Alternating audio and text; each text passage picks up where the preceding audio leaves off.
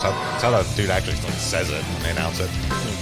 All right, I see a green light from across the room here, so I think we are all set and ready to go. Hello, and thank you for joining us again for the resumption of Super Robot Sundays here on Sound Goblin Gaming as we begin our playthrough of Super Robot Wars V. I am, as always, Bograt. I am the Krampus. I'm Shiv. And I'm Vincent. And, yeah, standard mode is what we want here. Guidance mode is a tutorial. Ah, okay. And beginner mode doesn't have SR points, so...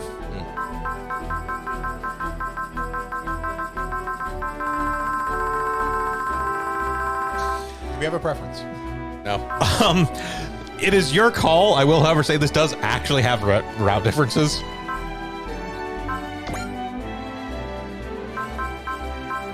Oh, we can change the birth. Oh, the birth to determine scales, doesn't it? It specifically determines what, like, specials they have, but it's not that big a deal. I'm not going to sit here and open the fucking chart and try and determine what We the need to best is figure going out to what the be. best option's going to be. Yeah, so this is, we've Now, wrapped the up. nickname, on the other hand. Yeah, it's just like a call sign thing. Yeah, so you do need to actually push the button on that one. That's not auto. Okay. No. That one caught me when I was doing a test play on this one. I sat here for like literally like 3 minutes. Now you can set it on auto with the D-pad. Yes, that's right. Yeah, so we're back to Super Robot Wars after having done a good deal of time in G-Gen. Which, for those of you that weren't around for our earlier playthrough of Super Robot Wars T, so this is V. This is the first in that sort of 3 cycle. Typically, Super Robot Wars games go in sort of cycles of 3. They're not exactly a trilogy because they're not really directly connected, but they have sort of a cycle where a lot of like the mechanics and everything are the same. So this is actually the first one of that cycle. We're kind of going backwards a little bit, but that's because at the time, V and X were much harder to get, and T just kind of...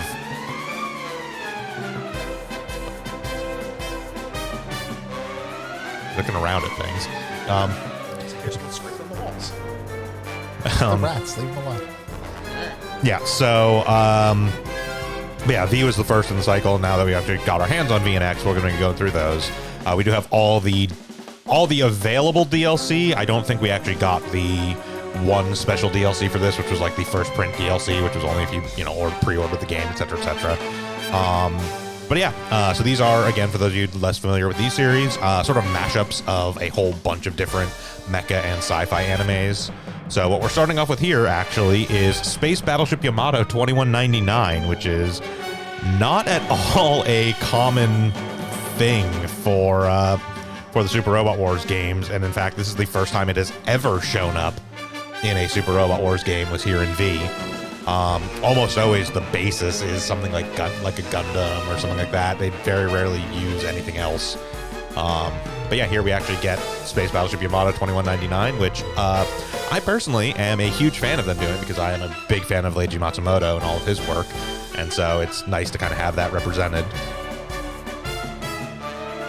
It's also nice that we're going to get a battleship commander for one of these games where the main that everyone looks up to isn't Bright for once. Yeah. Yeah. I mean, Bright is still here. We do still have a bunch of Gundam stuff in this, and Bright is still very heavily respected. But something I've talked about before we kind of got into this, and we'll see it sort of come up too, is when Bright does sort of join, everyone immediately tries to defer to Bright, be like, "Oh, Bright's here. He's like, great Commander Bright. Surely you'll be in charge." And he's like, "Actually, y'all know, Okita is right here, right? He's way better at this shit than I am." It's twice my age. And it's It has basically been in charge of a ship for most of that time. charge of fleets. Fleets, Oh, yeah. Okita's an admiral. Yeah. Defer to him for once, please. Yeah. So yeah, our primary battleship throughout the majority of the game is actually the Yamato, not the Argama, I think is what we have in this one. It's either the Argama or the Nail Argama. Possibly the Rock Column. Considering the series, Argama and possibly Nail Argama, but I don't think Rock Column would be in anything. I mean, we have Zeta, Double Zeta, and Unicorn, so they got options. Yeah. No Unicorn in this. Or yeah, Unicorn is. Unicorn That's is right. in this, Sorry, yeah. it's further down the list because all the regular UC stuff is bunched up, and then there's a bunch of Crossbone, and then it has Unicorn for some reason. I'm not entirely sure why. Series release order, I guess. Hey, Vorton.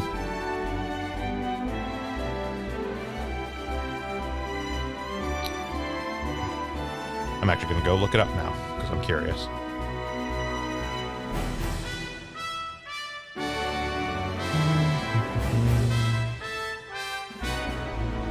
No, we have the Rock Column. CCA is in this. Yeah, CCA is also in this one. Yeah, no, Bright Warship is actually the Rock Column in this. Do they ever not do CCA? It seems like CCA is in basically like everything that has Gundam Super in it. Sometimes.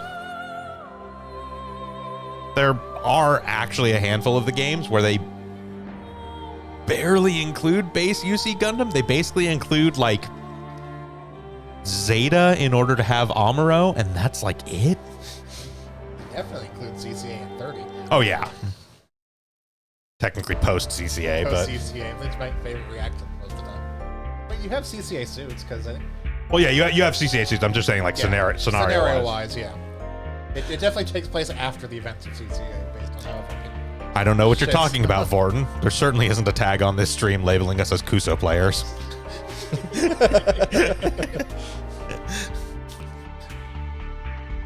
Don't fucking add us. Play how we want.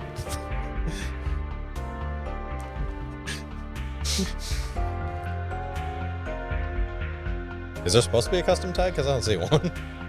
Yeah, if you scroll down on the sidebar there, you'll see it. Oh, okay. Kuso player. Yes. Shit. Ah. Oh, that's accurate. It's a custom tag. Twitch added the ability to make custom tags, so...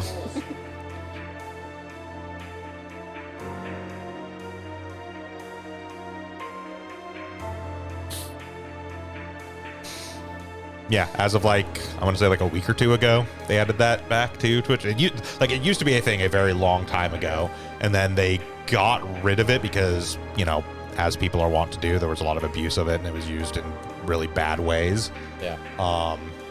And so they spent like, God, it must have been like 3 or 4 years now since they took that away, where they've basically been like developing and refining a actual like system to be able to like filter out people putting like white nationalist shit in their custom tags.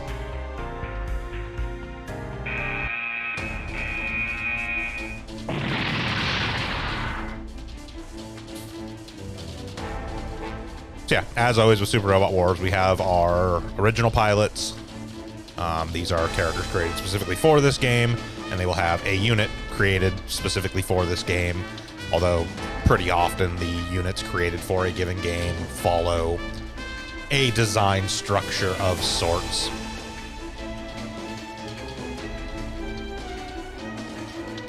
They're usually a sort of XP of some sort of a classic robot series. Like you have the Huckbean, which is always sort of their XP of the Gundams. You have various other, like the Grungust, which is more of like a bulkier kind of, not necessarily like Mazinger style suit, but influenced by that. All that kind of stuff. Oh, and Vorton, you've always been able to do that. They just stopped being annoying about it. Because what you used to have to do is, technically speaking, if you had a bunch of tabs open with Twitch, you would have to set your browser specifically to not like hibernate those tabs, and then use the tab muting function in the browser rather than the mute on the actual channel. Because if you mute the channel, it stops counting you as a viewer, but if you mute the tab, it has no way of knowing. But now they just stopped caring, apparently.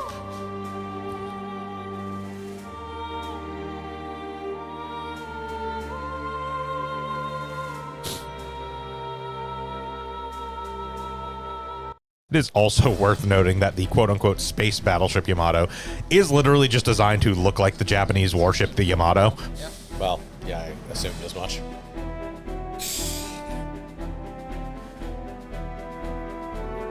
To the point where it even has like a little like keel and like ballast.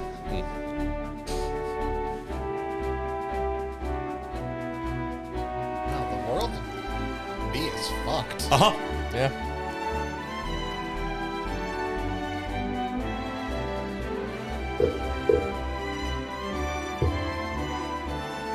Yeah, no, this game does not start from a good place.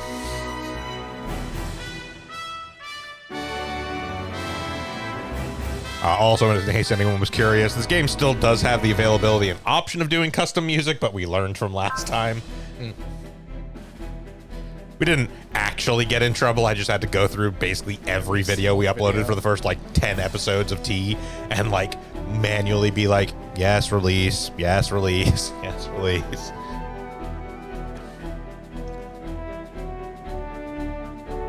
Are you sure you want to release this video? You won't be able to monetize it. YouTube, you don't let us monetize things anyways. Yeah.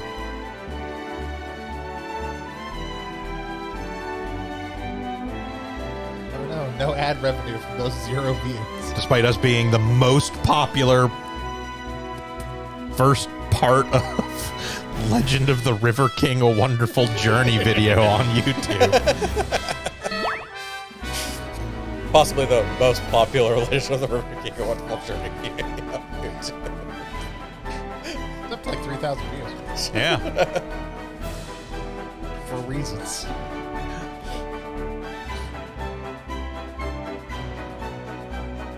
Well, we could figure out how to regularly strike that.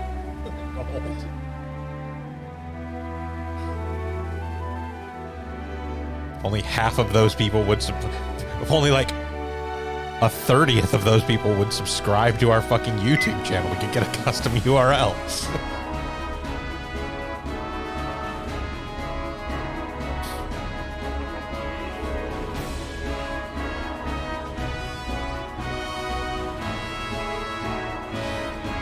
Also, please note the very important Yamato uniforms where all men let you know exactly where their dick is. It's down here. It could also be pointed Down to the here, belly right button. in the middle of my chest. Just a vague angle. Or on my shoulders. Or they could just have anger abs. Okitas, meanwhile, hangs a little to the left.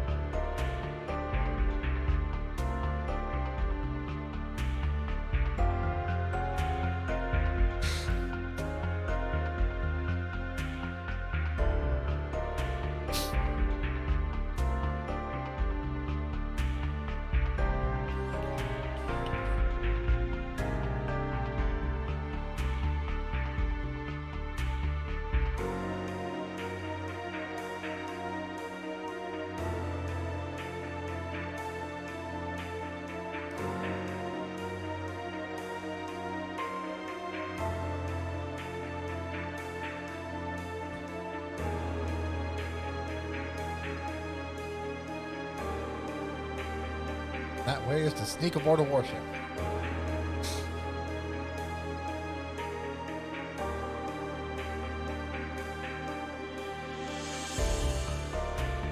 So, unlike our protagonists from T, wherein the female protagonist was the very, like, kind of hang loose, money motivated one, and the male protagonist was very much into, like, no, this is my job, and I'm a proud company man. Chitose is the serious one. Chitose is the serious one, and the male protagonist would absolutely be voiced by Steve Bloom.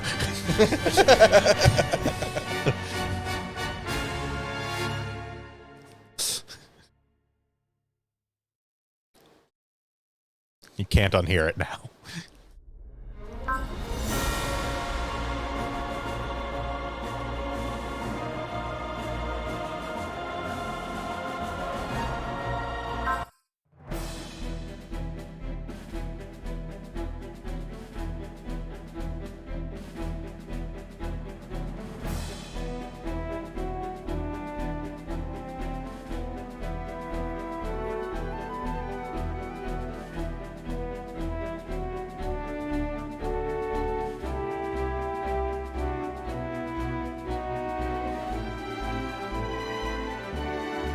I never get anyone killed needlessly.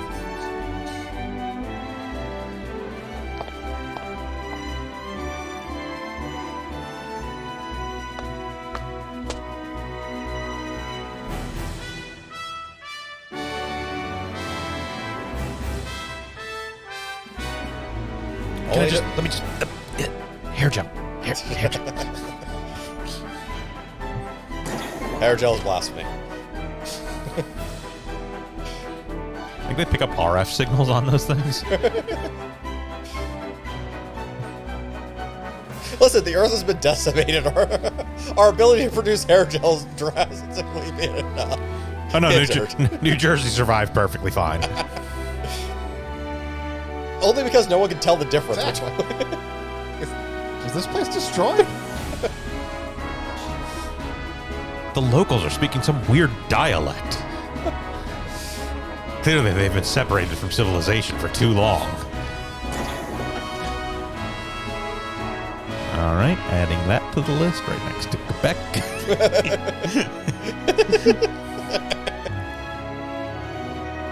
Kodai, come in. Check out my sweet rig I've used to play Star Citizen. It's supposed to have come out in full release next year. 2200. Oh, that's a very optimistic release schedule you had for Star Citizen. They've so far raised $847 bajillion through crowdfunding. They promise next month we'll be able to actually walk around space stations.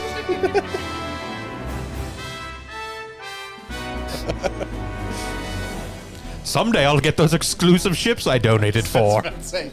Much more invention spending like $500 for a ship. That doesn't even exist. It's a concept art of a ship. They may make it at some point. Nobody who paid any degree of attention to Star Citizen is even the slightest bit surprised about the existence of NFTs.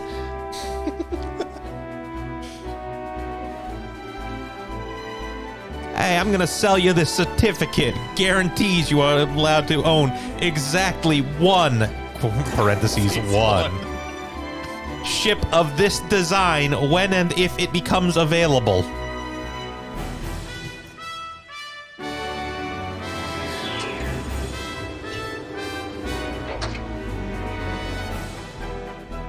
Everyone, sir, there's like 4 of us. Well, the ship actually just flies itself. We're basically just here to watch.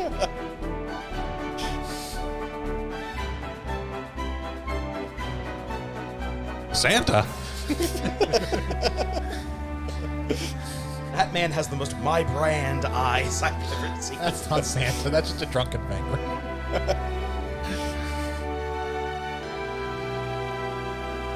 I mean, he cleaned up well enough. He fits in the uniform, so he's fine. But It's me, David the Gnome. I'm not wearing my jaunty hat right now. I'm not actually a functional officer. I'm just here for the rest of the crew to cuddle when things get tough. Woohoo!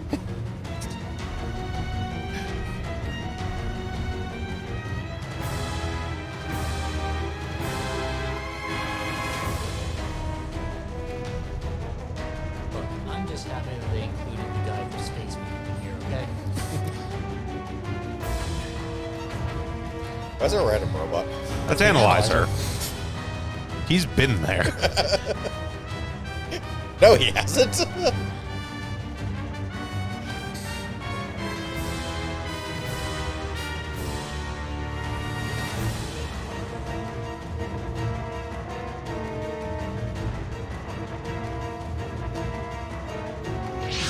Enemy forces? Well, fuck. I'm not actually supposed to fight on the space battleship Yamato. Crap, we haven't dug this thing out yet. It's also currently not a space battleship Yamato. It is currently a land It is the very base. much underground battleship Yamato. Hunter is here, Vorton, but Hunter's not actually mic'd up. He just wandered over to Krampus's mic for that one.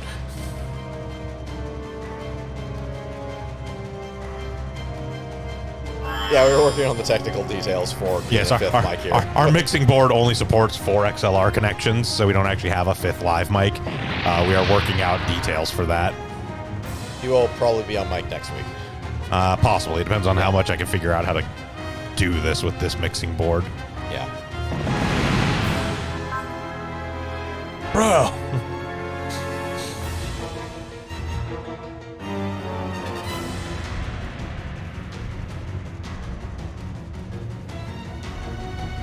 We sit here and hope they don't kill us.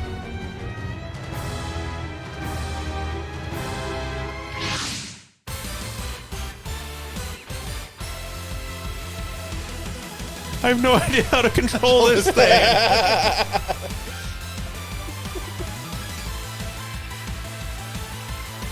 Why is up, down, and down? Oh, god damn these people. Okay, I'm wearing a Nintendo Power Glove. There's a steering wheel in front of me. Who fucking plays inverted? There's a Wii nunchuck stapled to the console. I have no idea.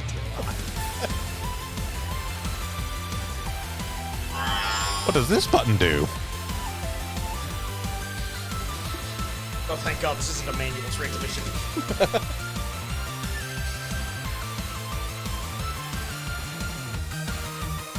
Not sure if it's malfunctioning or they're just a really bad pilot. Some sort of fucking rookie. No combat experience. Just trying to throw him off with erratic moves.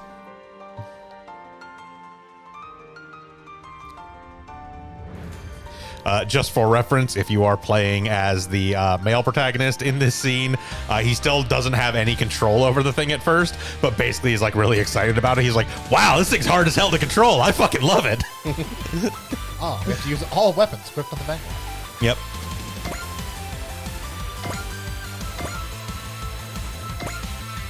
All three of them. Yeah, we have Railbound Gecko, which can't be used after moving. Yep. We have the Positron Impact Janai, which also can't be used after moving, but also requires focus.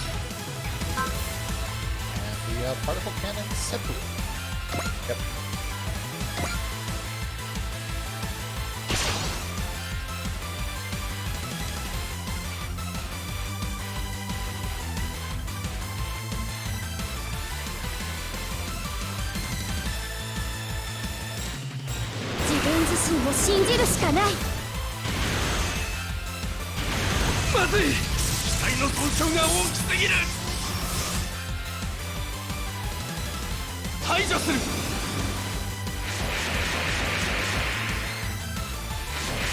So,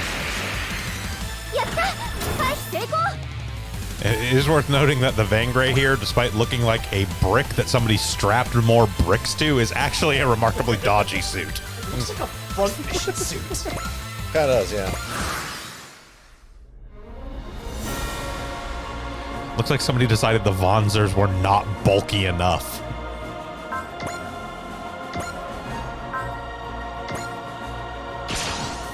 Railgun shot out of the way. Yep.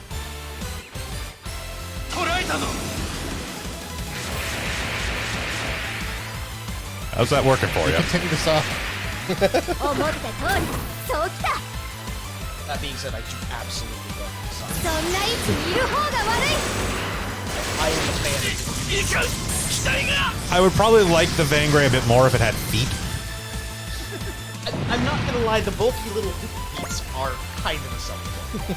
Alright, 1 down, 79 to go. Listen, just because you like to use kicks in your attacks. Plus that, I just like Mecha to be stompy.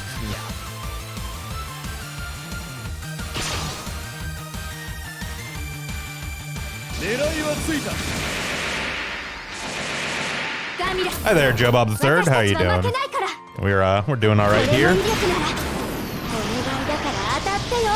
Playing some Super Robot Wars V. Oh God! Who gave me this gun? You fool! So that. A, that was the third weapon. B. Okay. It's not on, it's over. How are we losing this war?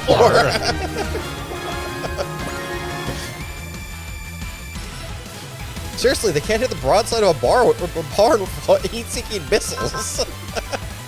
And we apparently armed our Very mechs with cold nuclear rifles.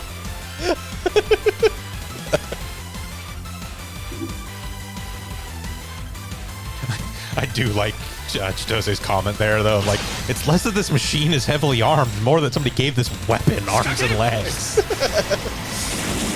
Okay. Another 9 or 10 of those, and I'll be done.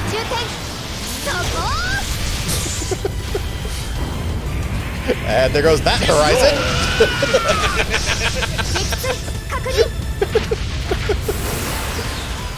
It is worth remembering. This is just the starting armament of the Vangray. It gets more.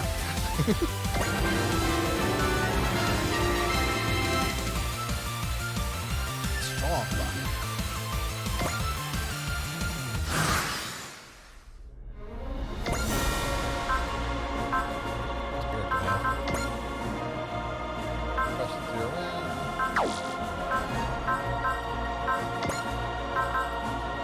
Doesn't even cost that much. Nope, 25 energy. Yeah. I mean, again, granted, this is being used against trash enemies, but Yeah. and like just barely killing them.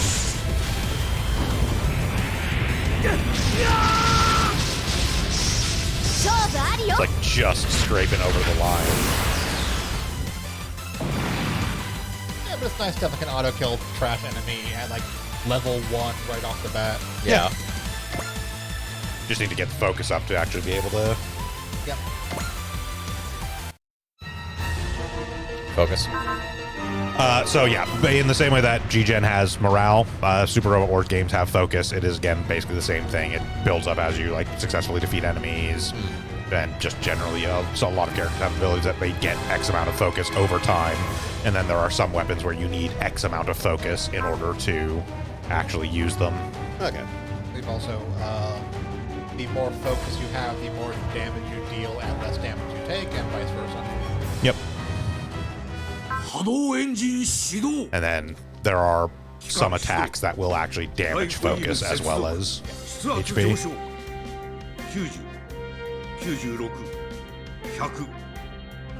And then there's this one motherfucker whose ace bonus is all attacks deal focus damage. 惑星間弾道弾捉えました。 Yeah, so about that hole, it's a derelict buried half in the ground thing. Oh yeah, I assume this was going to happen. これはこの船は敵の目を欺くため偽装していたのだ。偽装じゃあ僕たちが見たあの沈没戦艦だ。そうだヤマトだ。宇宙戦艦ヤマトだ。敵惑星間弾道弾をここで迎撃する。主砲発射準備。主砲発射準備。 I don't get voice lines. ヤマト発進。松明ヤマト発進します。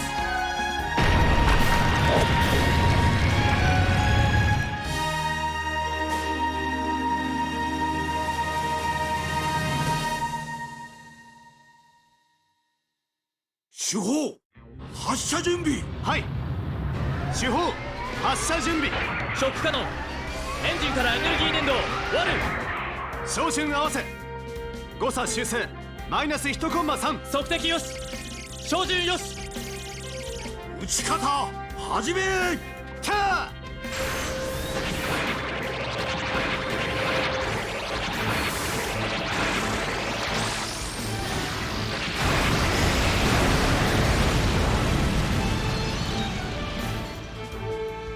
Well, good game, everyone.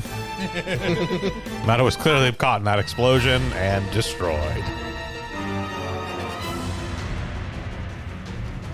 Also, who let a revolver ocelot in the command center? It's fine. Nothing turns out bad when he's there. A wave motion barrier.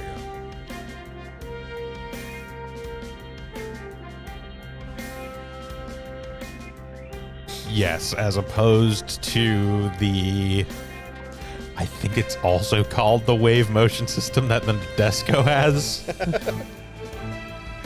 Desco's in this, so we'll find out. It certainly still has whatever it's in. Oh, it does. Specifically because the Black Serena's ace bonus is that it becomes affected by the boost from... I'm pretty sure, again, it's called the wave motion system.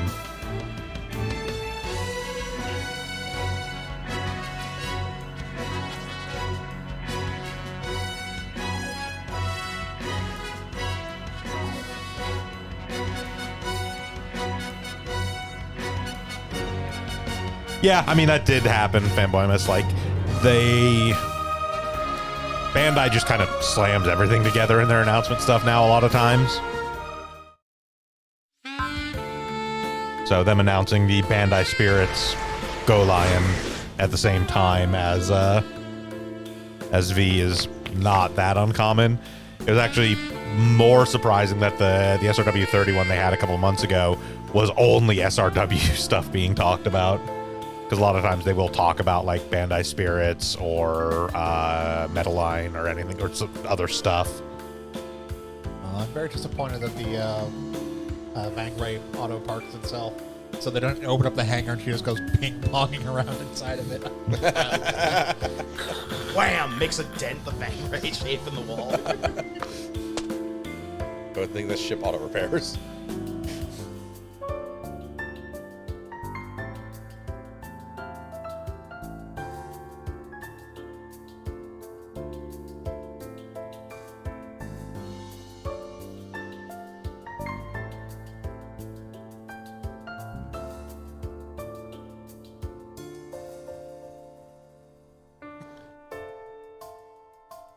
I don't think the Netflix Voltron cartoon would stop them from adding Voltron to this. No, Joe Bob. The DLC do not come with the physical version. I got Singapore dollar PSN cards and used my SEA account to buy all these DLC. Speaking of DLC. Yeah, so if you go over to Network, and then bonus scenario.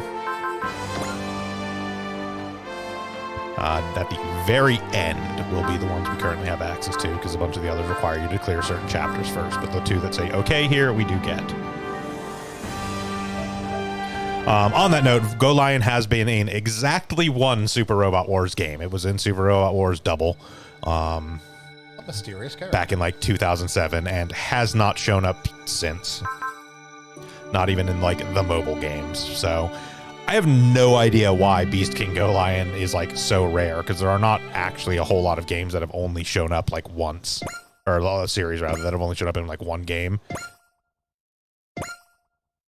Also, I wonder who this mysterious girl with the goggles is. Mysterious character. No one can know.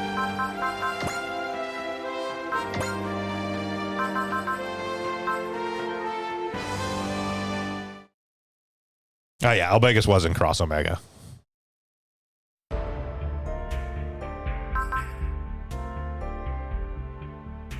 That being said, like, stuff that only appears in like Cross Omega or DD almost barely counts, because those are like only in the mobile games. And like, while those are still SRW games, I suppose, I don't necessarily count them realistically unless they've had a debut in a mainline like console release.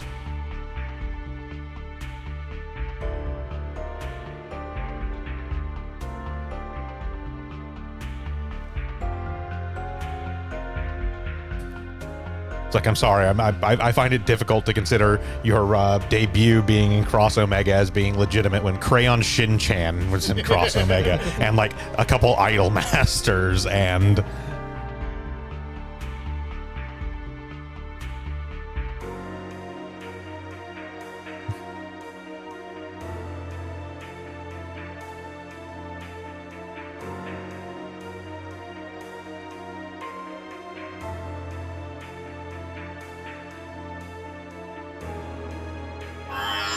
pretty for fucking Zoo Ranger had a special event in Cross Omega.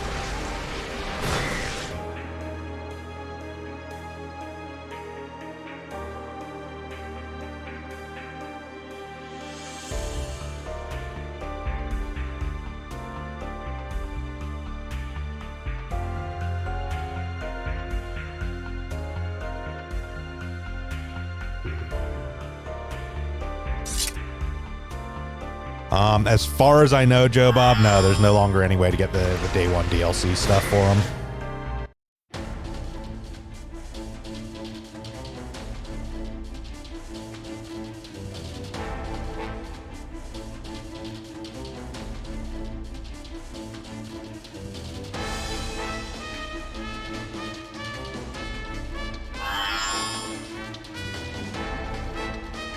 I don't think even if you buy the, like, quote-unquote complete pack DLC stuff, I don't think it gives you the first print DLCs. We'll see. We will be able to find out very quickly if a particular scenario shows up for us, but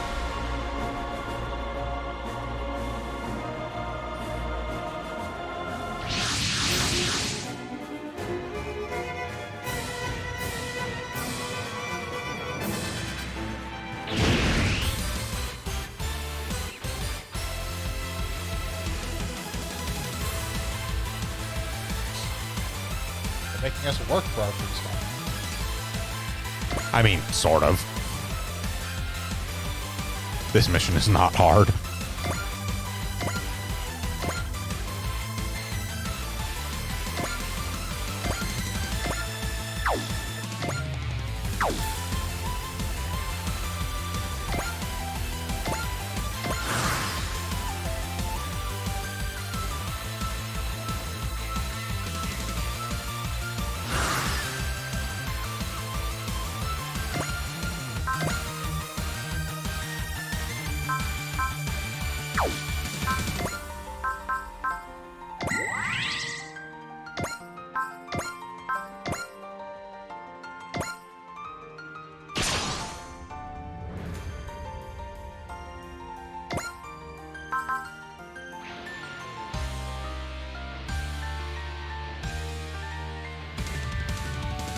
I mean, as entertaining as that would be, Fanboymas, I will say, Super Robot Wars already gets enough goofy, dumb shit in it just from the mecha anime it takes. We don't even need to branch really that far outside of mecha to get really dumb shit happening in cutscenes and between missions. I was lamenting earlier that unfortunately V doesn't really have all that much dumb nonsense in it.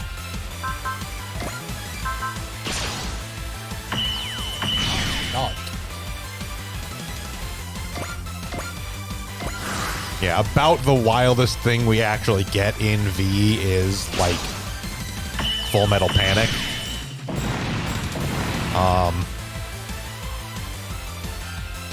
But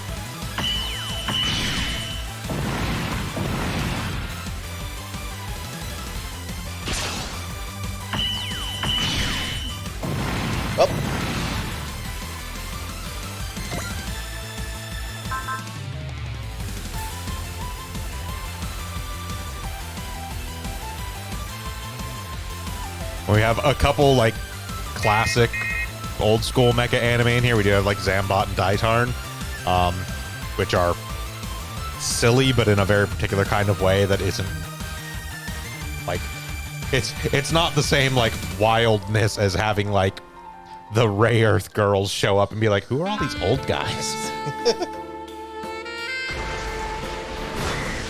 Yeah, so my giant robot was a flaming unicorn.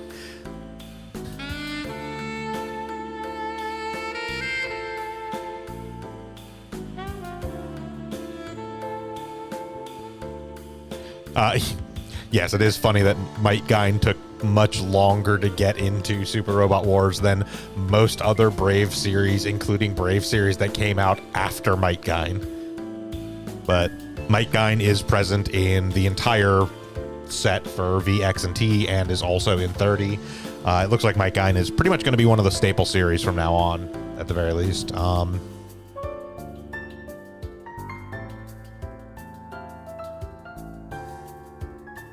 They technically are doing more stuff now, having both Might Gain and Gao Gai Gar in there, but like Might Gain is extremely a thing now. That's a lot of money in tack fee for that one. Uh-huh. Yeah. We got a silver up.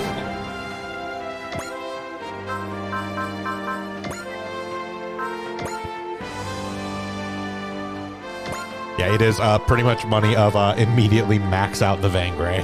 Yep. Haro is really good. Uh-huh. A lot of these are really good. B-Circuit also really good.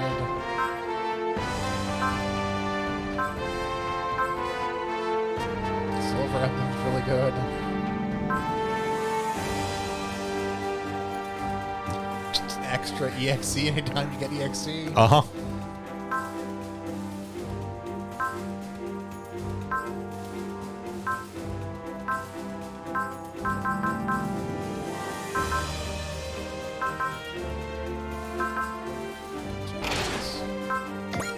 Might as well take a Silver Emblem for now.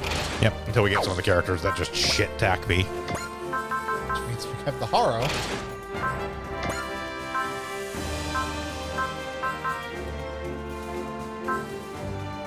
I mean, there's a lot of stuff that would be great to see coming into SRW, but they kind of... They get there when they get there.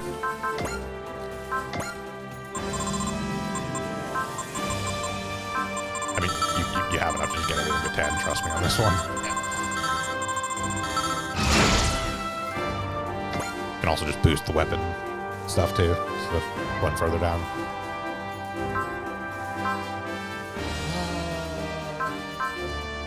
Inclined to just do part weapon range?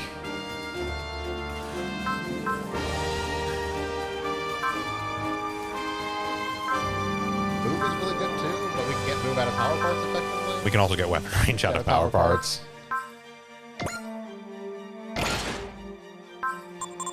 Yes, we could turn into an absolute beast just to melee max.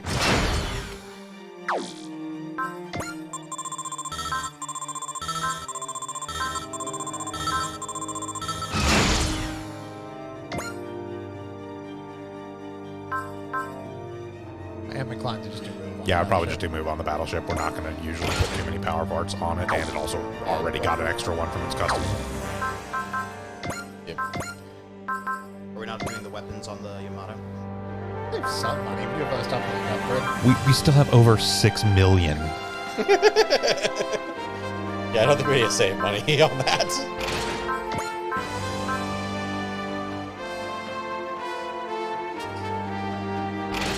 This doesn't actually cost much of anything.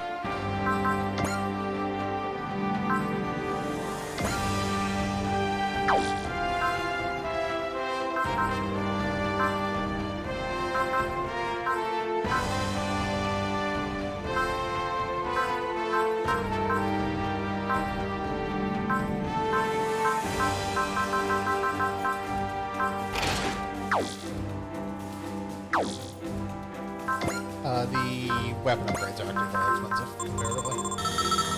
$500,000. We have plenty. Technically, yes. Realistically, no. So skills do work a little bit differently in this one than how they were in T, in that we actually have this whole like tree, and so in order to get these stuff further down the tree, we do have to make these. So I would just make one of each of these basically to unlock them.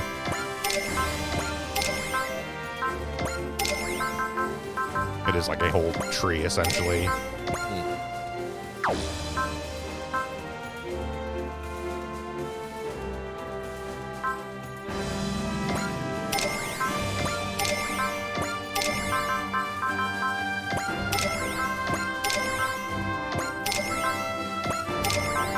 I'm gonna be real with you, fanboy. Miss the less that Zeta side story mangas get involved, the better off we all are. No one wants to deal with a Mars full of clones of fucking Minerva. Are you saying that Advance of Zeta is something that should be ignored? Primarily, yes.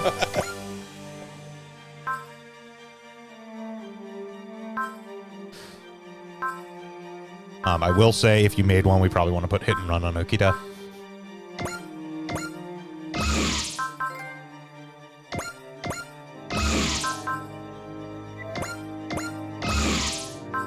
We'll just kind of hit and run. Yeah, because the Vanguard does have a fair number of can't attack after moving stuff too. Yeah.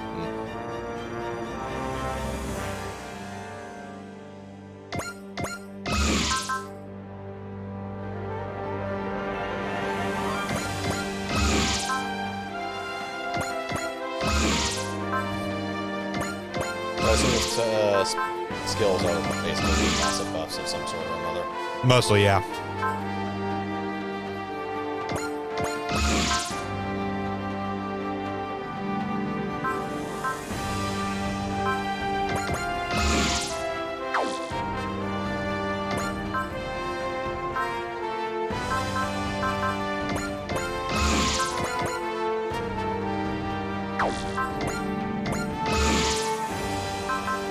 Potential 7, almost certainly a potential 10 is your main character. Yep. Gonna make another hit and run real quick. Like, other stuff could be potentially useful on Okita, but hit and run is extremely important for Battleship Commander, so. What is hit and run? Hit and run allows you to move after making an attack if you did not move beforehand. Okay. Which is very important for battleships because there's not like any battleship weapons that are not that can be used after moving usually. Ah, okay.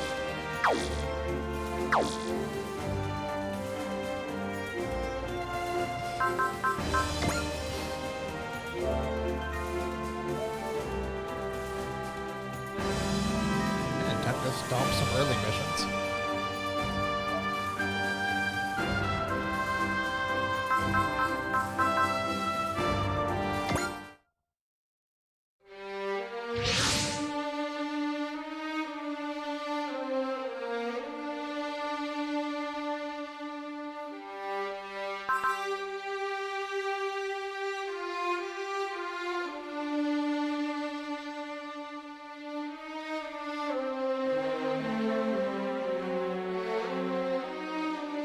That is a lot of poo in the water.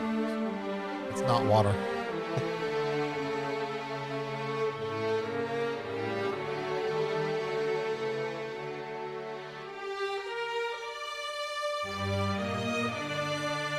There's what they're left to save.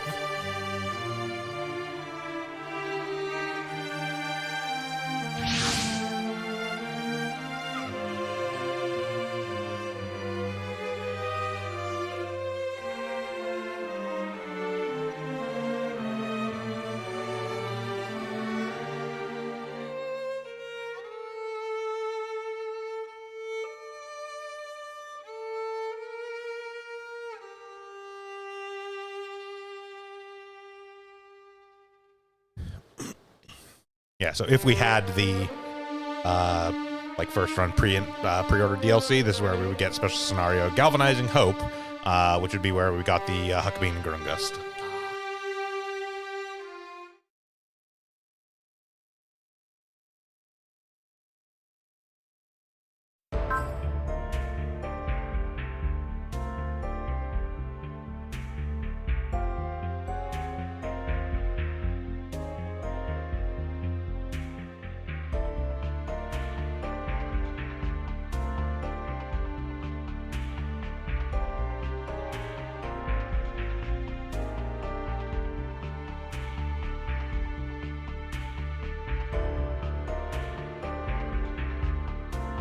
Possibly Fanboy, unless this is PS4 stuff, so.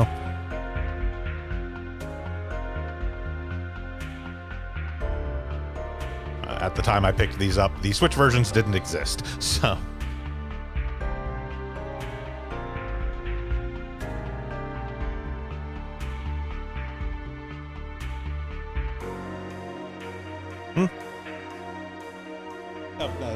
DLC inclusion stuff. I don't care.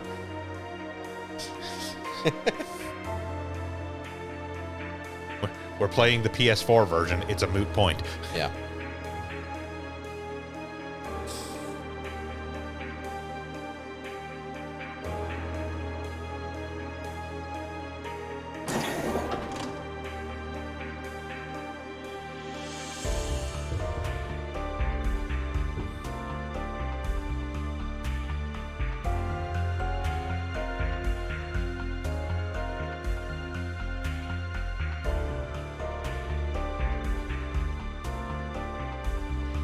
I don't think Ryoma and Tetsuya are for quite a while. I think they're not until scenario like 5 or 6.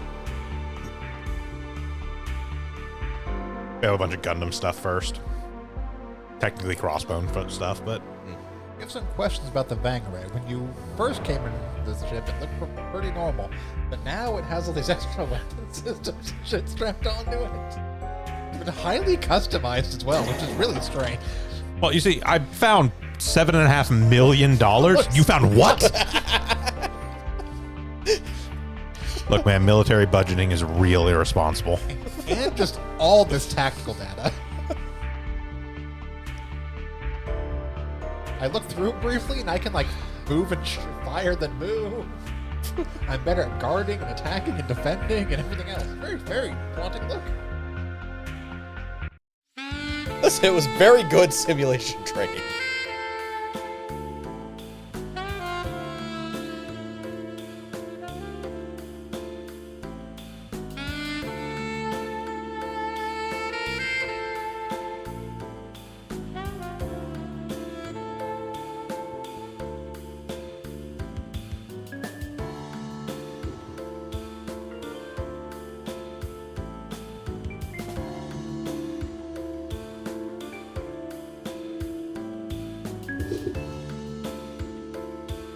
Someone just strapped a bunch of guns to a brick.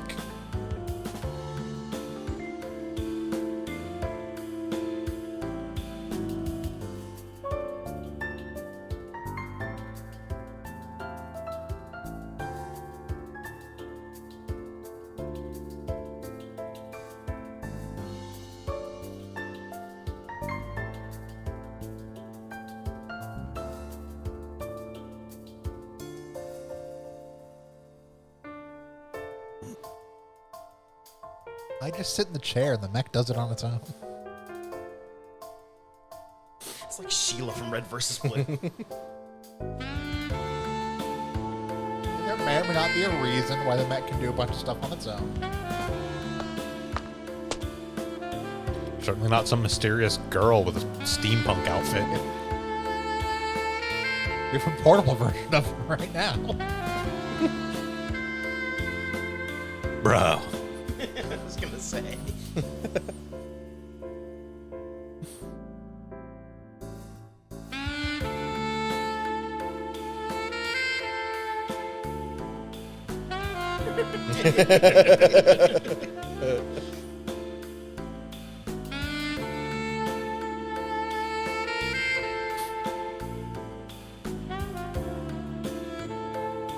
No, I do quite like Soji. Of the VX and T protagonists, he is probably my favorite.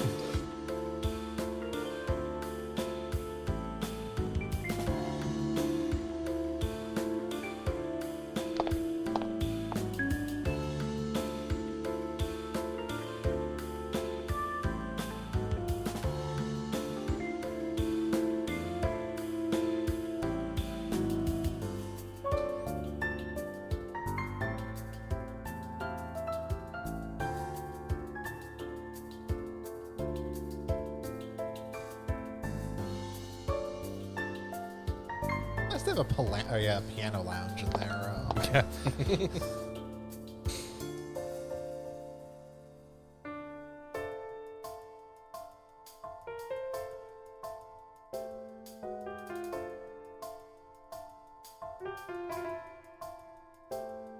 Well, while it is nice, there is a 2-drink minimum, so it's really hard.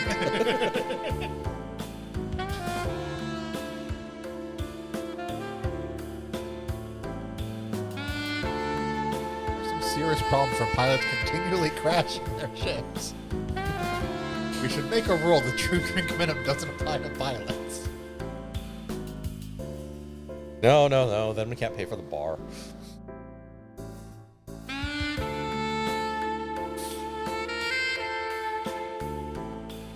Also, we could make a rule that the 2-drink minimum doesn't apply to pilots. It doesn't change anything. They're still drinking.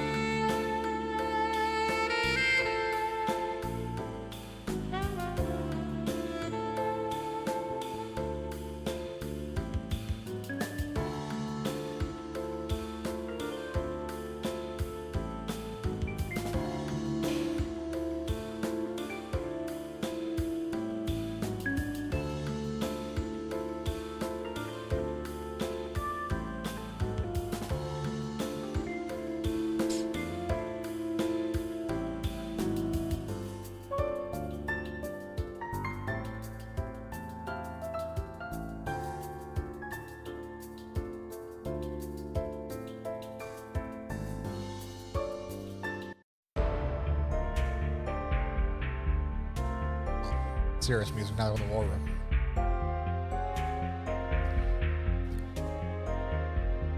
Okita takes World of Warships very seriously. He battles against children or children.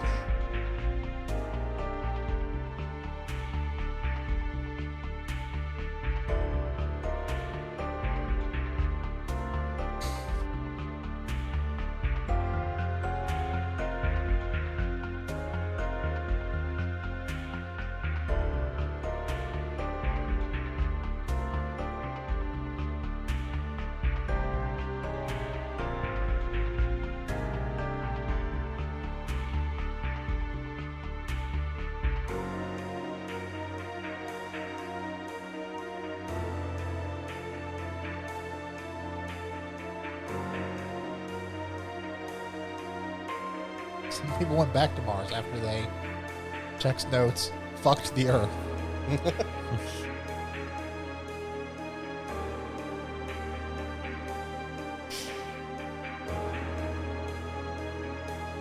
Nothing that a lot of terraforming won't fix.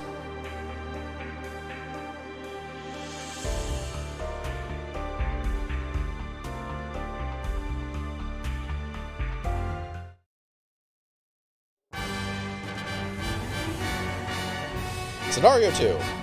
Pirates of Mars. Like I said, we have a whole bunch of crossbone stuff to go through.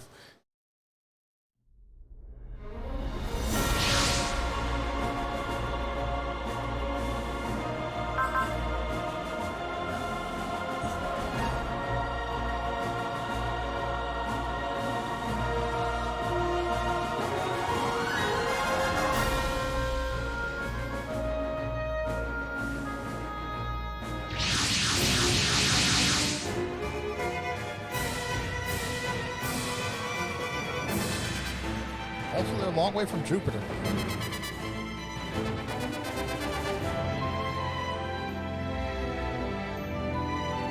Let's get into Crossbone quick. Yep.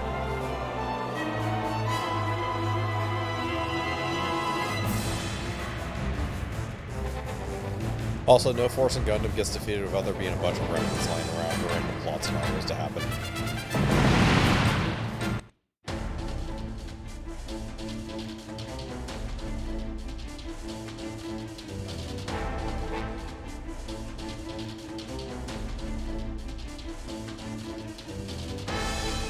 I mean, here's the thing, Crimboimus. I am pretty sure that even as fucked up as the Earth is, it's still incredibly mineral rich, which is all the Jupiter Empire actually cared about anyways.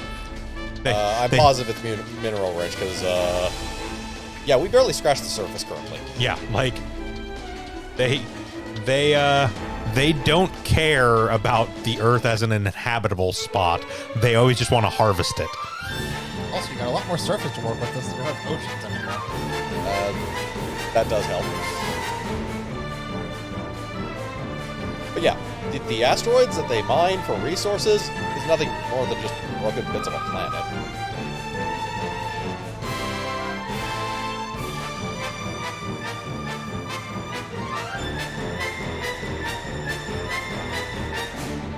And if anything, below the oceans is very rich in resources.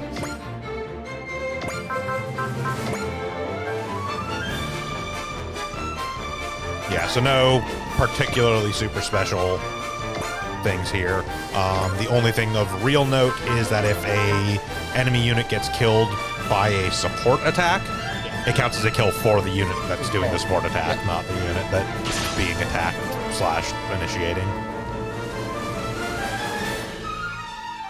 Oh, so the supporter gets the Yes. bonus. Okay, so that's... Well, whichever part of the attack gets Kills, the kill. yeah. Okay. So if the supporter's hit is the thing that kills, they get the kill. 発射艦 Okay. 開け This is different than we were doing.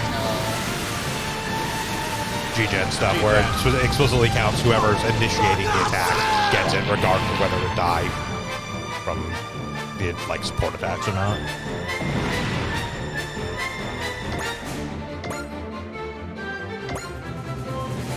Yeah, water is a completely not rare resource, actually. Okay, also, it kind of depends on which leader of the Jupiter Empire you're talking about. One of them just wanted to send a bunch of dirty bomb mobile suits to Earth and blow them up. Why am I not surprised? 我らは宇宙の波動を歩むのだ You missed a 回避 battleship. 行動面舵二重 It's a very agile battleship. 対空戦闘 I mean, admittedly, it honestly is. We have maxed out the stats on the Yamato. 機体が Listen, they didn't survive by being the best pilots of the Jupiter Empire. They survived by not being sorted into battle. Maxed out weapon damage might be a slight bit nonsensical at this level.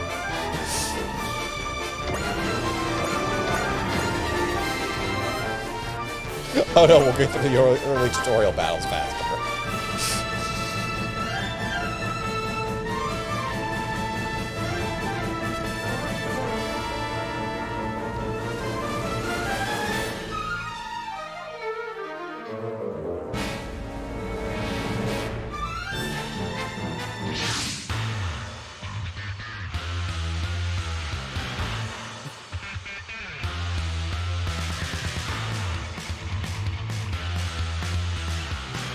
music we made up because Crossbone doesn't have an anime and therefore no actual music associated with it.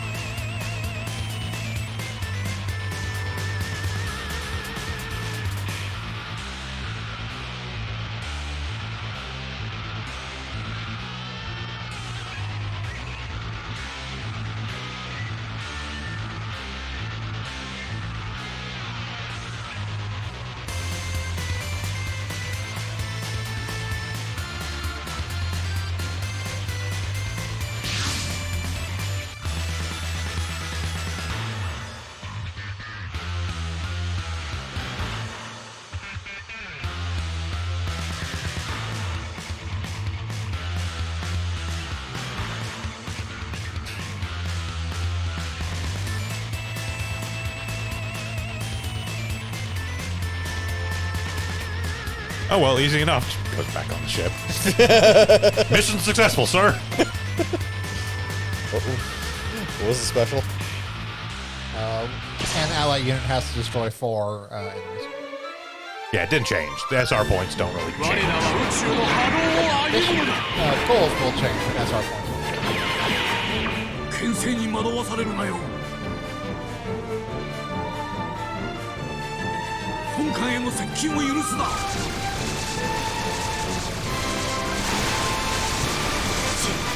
ジェイク・ジュピター。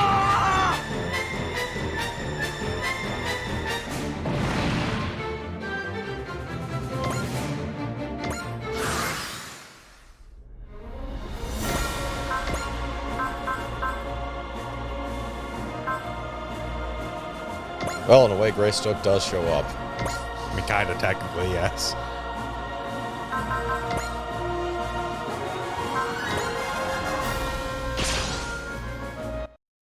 Not want support, so I'm pretty sure the Vanguard will also cancel that. Almost certainly. 発射準備に入れ。各砲座発射準備。主砲副砲全訪問。発射準備整った。各砲座監視方向の目標に照準合わせ。各砲座発射準備よし。 It's not dead yet. It's not dead yet.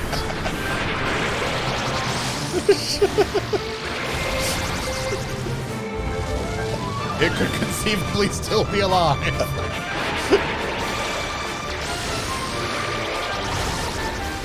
All right, now I need you to achieve ramming speed through its fuck-to-death ashes.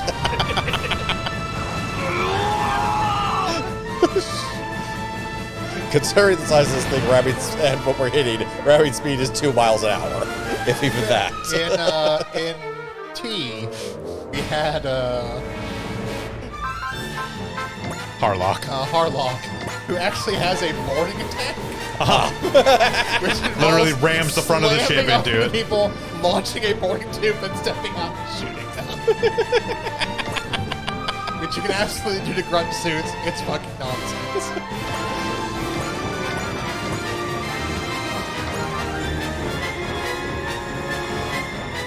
That was flawless. Also used half of our ammunition on suits. It's fine. Did you see that $7 million that Jose just found? We're good on money.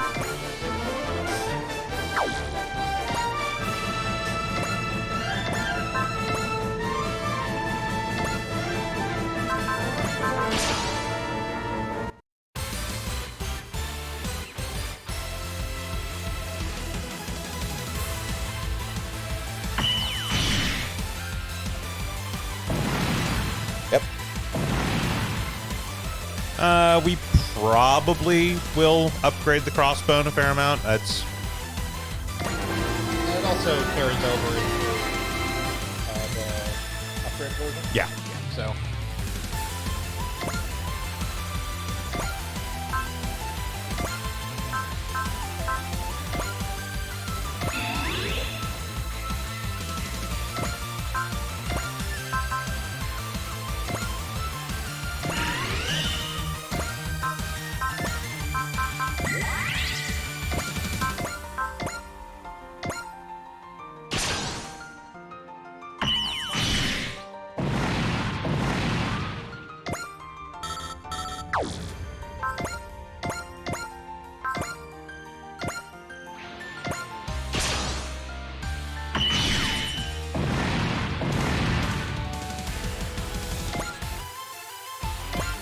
Crossbone, how's it going?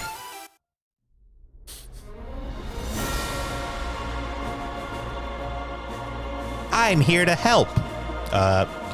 It's great, Tobio. Toby, we're good. I'm pretty sure you committed a war crime on that Batara. You have to make sure it was dead. No, those were all anti-material weapons, and those clearly material were fine. The Geneva Convention does not state the amount of anti-material weapons you're allowed to use There's on no things. wind in here. How is his hair doing that? That's where all the hair drill went.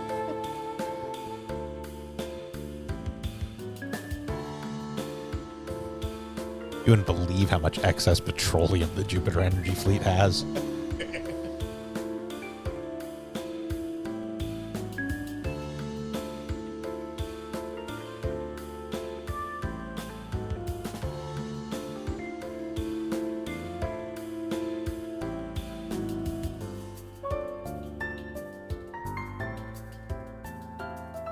It's really that bad on Earth? Well, what's hit my weapon called a planet bomb? Yeah. And no longer has oceans.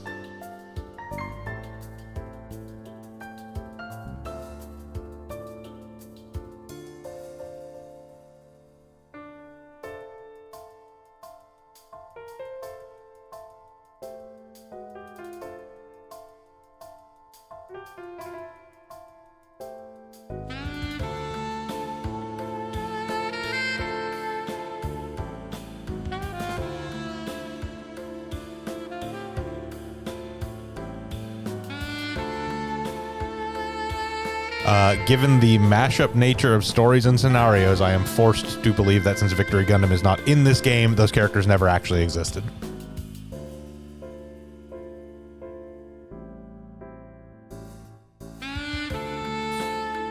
Any characters or scenarios you do not explicitly see in a Super Robot Wars game, it is best just to assume did not exist in this universe. Yep. Unless they are like an inherent necessity for something that does exist in this universe to happen, and realistically Victory Gundam doesn't need to happen for Crossbone to exist.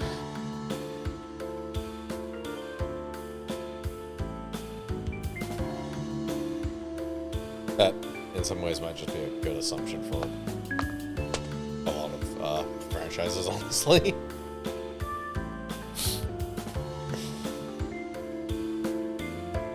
Yeah, it's best to just assume with Super Robot Wars, again, because they have to kind of take this whole mashup thing with all the different settings and stuff. Again, anything that is not explicitly in the game or stated in like backstory files never happened.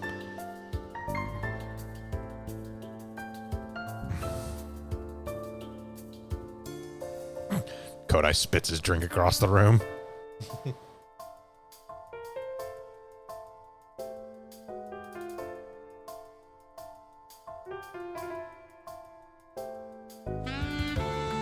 I guess that by the end of this game, he's going to do that so much there's a discolored line on the table where his seat is.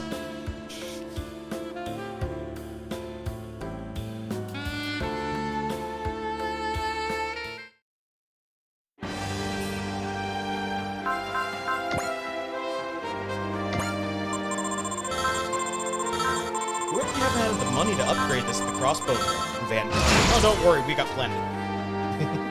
All right, the bear appears in everything. Barrier version to all CQB weapons, and crit is increased by 30.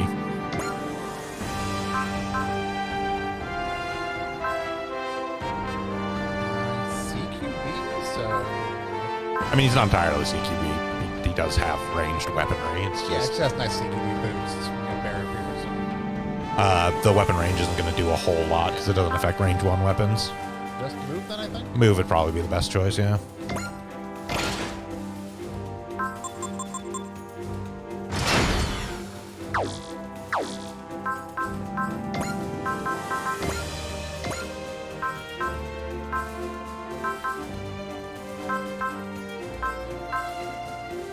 What was the flywheel? That have any energy? Yeah, I would probably put that on there just to keep energy reserves decent. I mean, again, we're probably not going to run out too badly considering we've upgraded all the stats to level 10, but...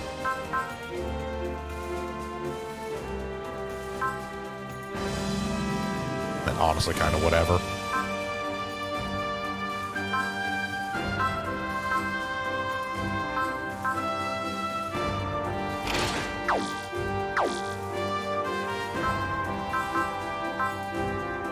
Onward to the next map. Yes, Black Getters upgrades do carry over to Shin Getter, and Great Mazingers do carry over to Mazin Emperor. And as was mentioned, the upgrades put into the X1 here do go over into the X1 full cloth. And then technically, I don't know if it's this mission or sometime soon, we get the F9. Yeah, it's going to be this mission. We get the F91 MP, which the upgrades put into the F91 MP carry over into the other X1 Kai Kai. Because we do get another X1 Kai Kai when the X1 Kai Kai we have becomes the full cloth. It just does not, it is not the same X1 Kai Kai, so it doesn't have all the same upgrades. It only has the stuff that carries over from the F91 MP. We get a regular F91 or Nope. only? The regular F91 doesn't exist in Crossbone. Oh, fair enough. It got fucking destroyed.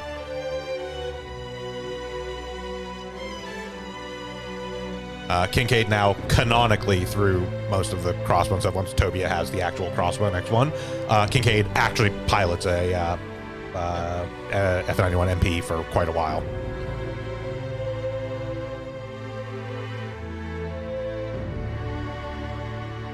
And then does canonically get the X1 when Tobia gets the X2.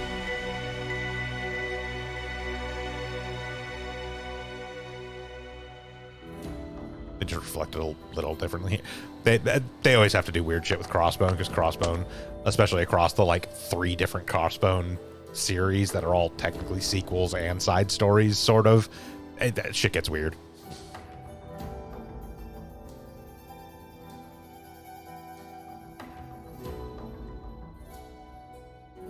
And now if they want to get really weird, they can give us not Judao and then also still have Judao.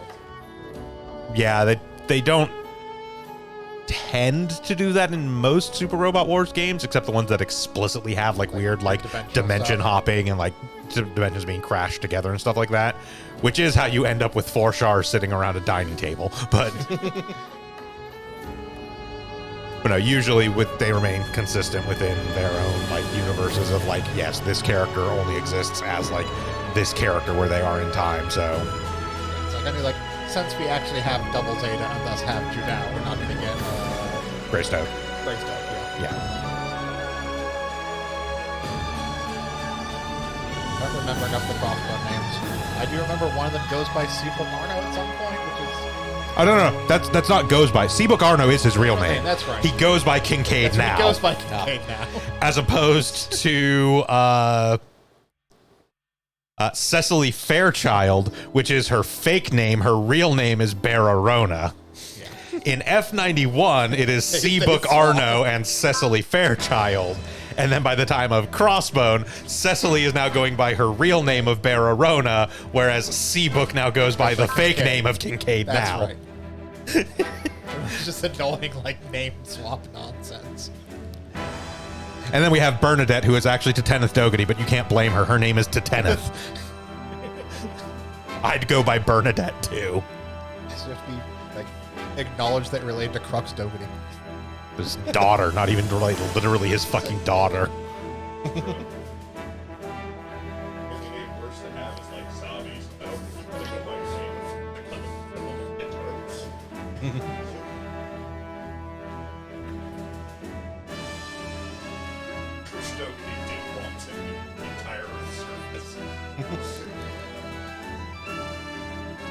I mean,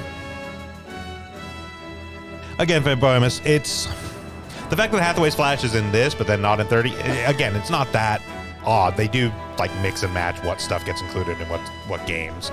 It really is just a matter of what serves the purpose of the story best and like what they can work in.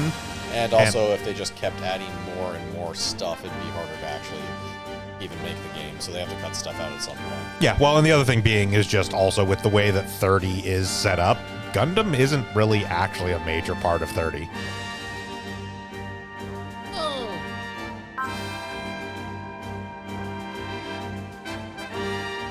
Yes and no. There's a lot of Gundam series in there, but they don't rely a lot on it for a lot of the like base scenario stuff. 30 being how it's arranged is a lot more loose with its actual storyline and scenarios. A lot more loose with storyline. The only main Gundam plot they follow in 30 is narrative. Yeah, narrative is a big part of it, and Char's redemption tour. And they acknowledge that CCA happened in the best way possible. We don't have a Geller field. This is gonna be terrible. Into the warp we go. Oh, space demons as far as the eye can see.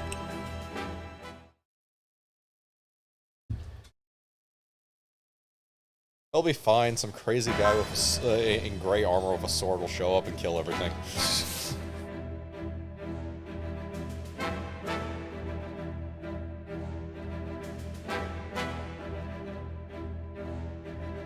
Confirm coordinates. Well, I looked out the window and there's Jupiter, so I think we're good. It's hard to miss. Oh, it is very easy to miss. As big as Jupiter is, space is way bigger. And it moves. Well, I mean, But if you see Jupiter, you're I was gonna good. say, hard to miss in the sense of like it's there. We jump to the vicinity of Jupiter. We jump such that Jupiter is in visual range. Yeah. And there's Jupiter. You'd be hard pressed to lose Jupiter if you could see it.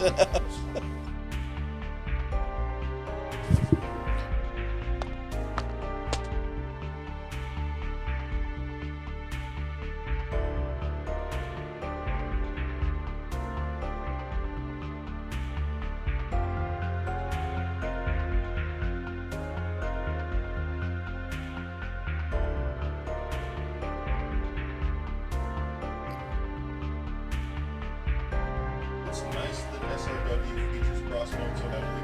Regeneration. G-Gen prior to Genesis actually had plenty of Crossbone in it. It's just, again, Genesis was specifically doing UC, and they just kind of stopped at a certain point. They basically stopped before 100.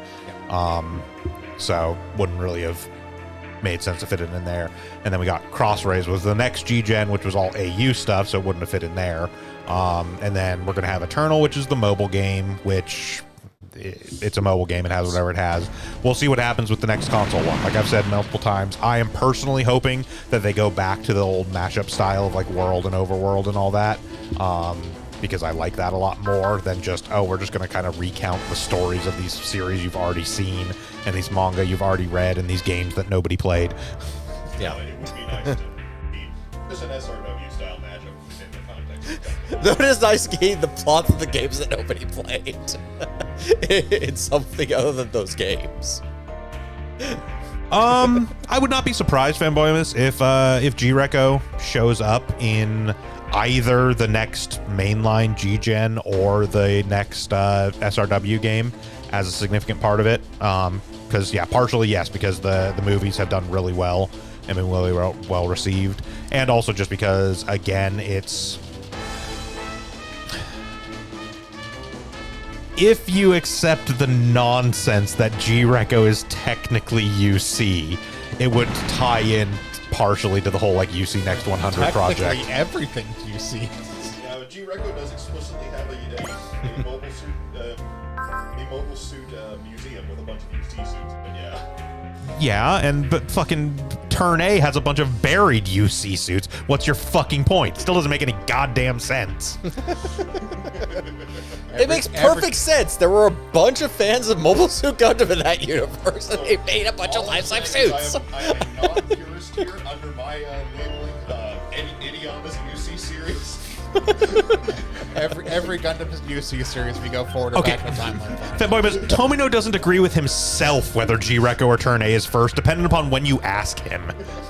Literally, he has said both. He has said that G-Reco is a sequel to Turn A. He has said that G-Reco is a prequel to Turn A. It literally depends on when you ask him. Stop listening to Tomino. If we go with the idea that time is cyclical, then by definition it has to be potentially both the past and future. Okay, so technically all of Gundam is a sequel to Ideon? That's what I'm saying. Indiana's UC series. Under my wing. No, realistically, if you listen to anyone else on the production staff, it is a prequel to Turn A. I choose to disregard Toenail at that point. See, part of the problem with it, though, is that there is legitimately stuff in there that does not make sense as it being a prequel to Turn A. There is stuff in there that only makes sense if it comes after Turn A. I gotta pick my battles. Yeah, it's like, no, G-Reco was designed in such a way that it doesn't actually make sense to be one or the other. It's fucking nonsensical, and that's why I don't even try and bother to justify it. As far as I'm concerned, G-Reco and Turn A both exist in their own little bubbles, and shut the fuck up about your dark history. To be fair, though, to go back It's a to dumb theory, and nobody likes it. To go back to G-Reco Connections, I mean, it is shown, the main suit is at least showing up in the upcoming SD Gundam action. Yeah, that doesn't really mean anything for SRW or whatever. It's just still there, so. Yeah, I mean, that would be a good thing with it, Fanboy, since they do tend to limit it now to being able to swap pilots within the same, like, main, primary series. So you can only put Gundam pilots in Gundam units, etc., etc. It would be nice to have that, so there's a bunch of that stuff, but at the same time, Like, I would be more interested in seeing a bunch of G-Reco stuff show up, only because I actually do like G-Reco. I just feel it got a very raw deal with its original release because they basically cut the half the series they shouldn't have cut. They trimmed it down to the stuff that made no fucking sense and wasn't terribly interesting, as opposed to all the other stuff that actually seemed very interesting.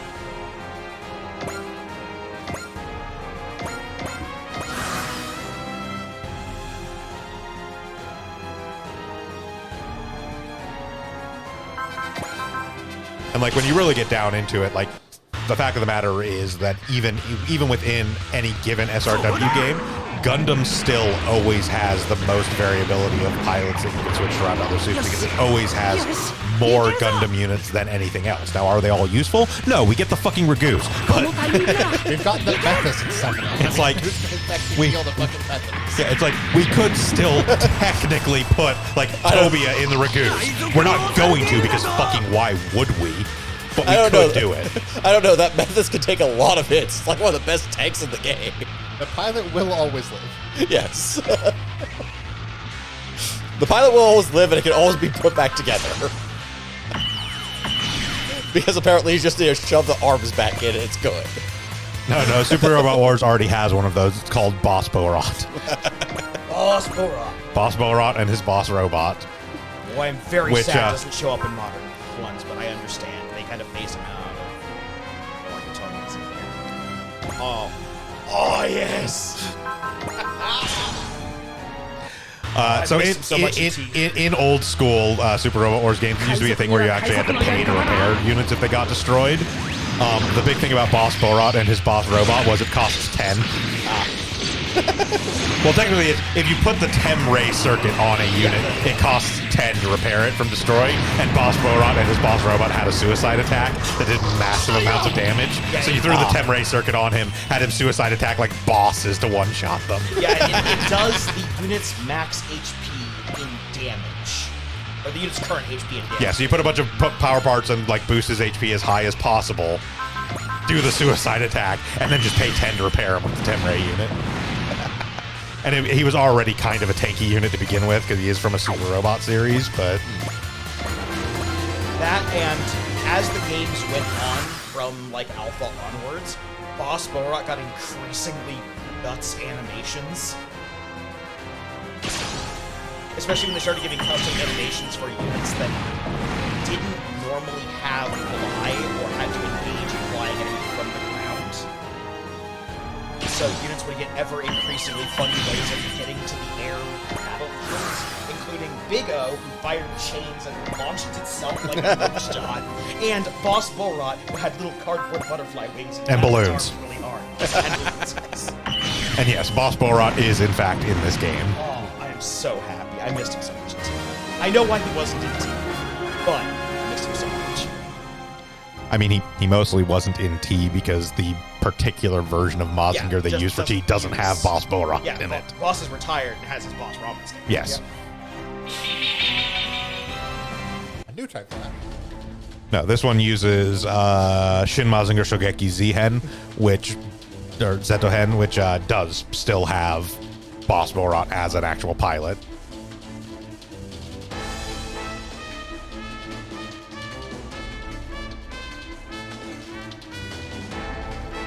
I don't think he has a suicide attack in this one, though. I don't know what it is, but it's going to be here. That's fine. He does have the Kurogane 5 certain death attack, though.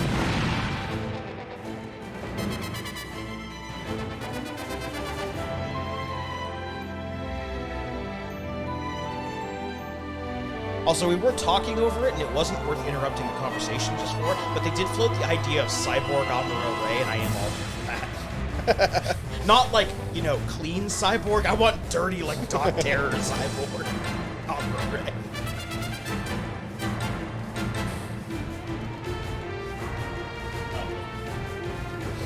We are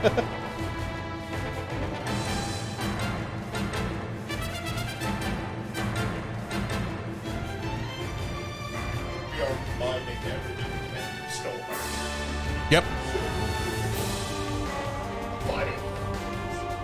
No, I mean, quite literally, that's... This game uses Crossbone, Skullheart, and Steel 7. Man, I only hope there's a new type of I believe Steel 7 is units only, though. No, this is definitely Skull Hearts. Yes. Skull Hearts. Yeah, this is actually the first place that Skullheart and Steel 7 ever show up in Super Robot Wars. This is also the first place that Hathaway's Flash shows up in a Super Robot Wars game. This is also the first appearance of Mike Gine.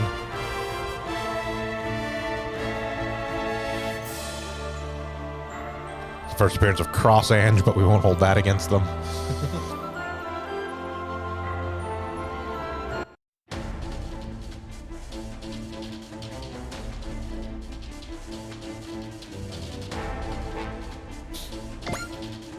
Don't.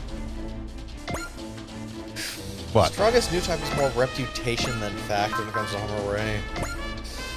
Hammer Ray has done something. Yeah, he definitely has the most experienced new type. With, well, Tim and Char. All Char more so, actually. Yeah. Yeah. Yeah, something we kind of went over in G-Gen was there's new type isn't so much a linear measurement as a variance of different powers. So Yeah, it doesn't have fucking Dragon Ball Z power levels that you can read with a fucking scouter. Like, yeah.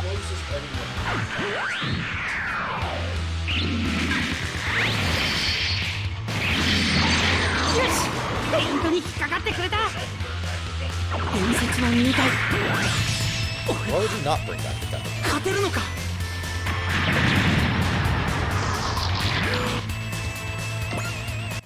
it's fine. Invincible Iron Man Daitarn 3 has all of our beating things to death with a spiked ball on a chain needs covered for this game. In spades, as a matter of fact. I cannot wait until we get to Invincible Steel Man Daitarn 3. It is legitimately one of my favorite classic mecha series, just because Banjo Haran is so fucking ridiculous. I do actually have to go and watch that series because I know it's good. It's just I never watched it by the time I don't know if I would go so far as to say it's good. It is definitely very of its time. Okay, let me rephrase that. It's entertaining. It's the kind of entertaining that shit that our usually watches. Yes. The fact that the main character is Playboy billionaire Batman James Bond cyborg Banjo Haran.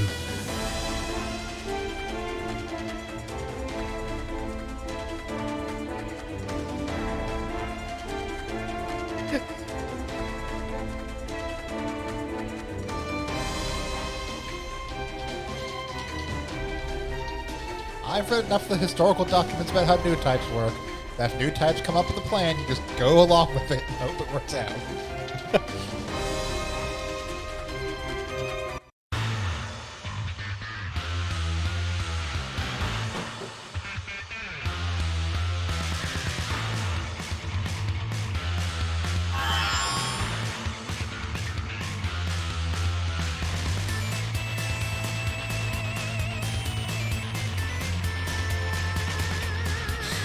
Okay, right. Sorry, I had to go look that up real quick. I genuinely couldn't remember whether or not Tobia actually was a new type. He is. Yeah, it's new type. Yeah, new type Flash. Like start of the picture. It's just that in Crossbone, it's not actually played up all that much that he's a new type. Mostly he's just considered a reckless idiot. And then like much later on, they're like, oh no, he's actually just acting on new type instincts. Well, he mentioned like the very first conversation we had. I'm like, aren't you a new type? Like, oh, I haven't heard that word forever.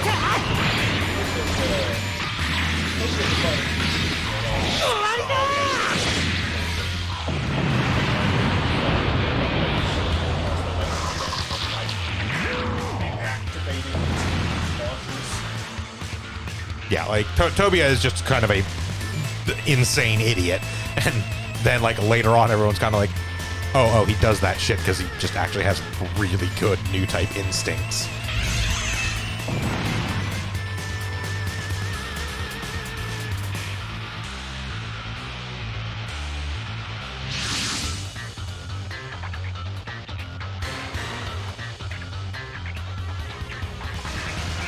Thank you, Silhouette.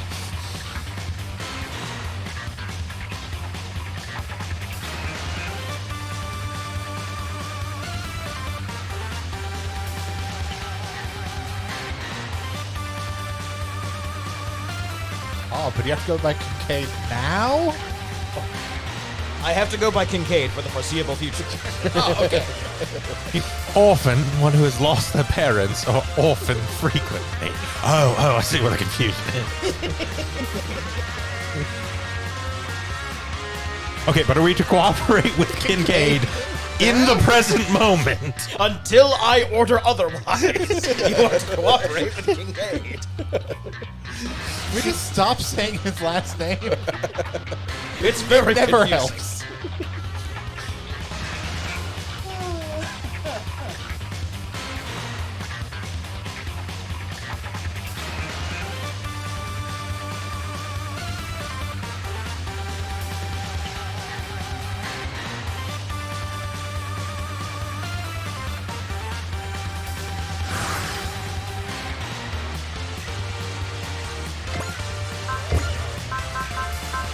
We do have a new attack on the Yamato, by the way. The Cosmo Falcon Squadron is a new one. Oh, man. We can hit that one tower there. Yeah. Very edge. Northwest. I was wondering what you were doing. It's like, oh, okay, thanks.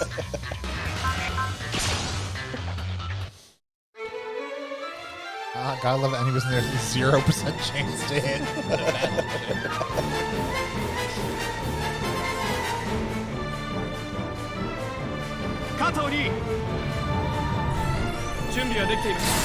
Preparations complete. Ship's bad plane.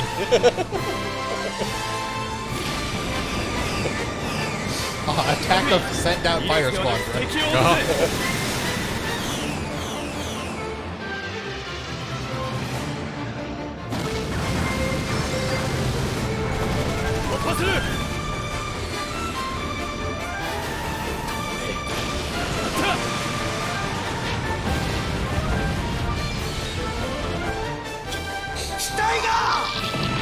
My suit, my everything.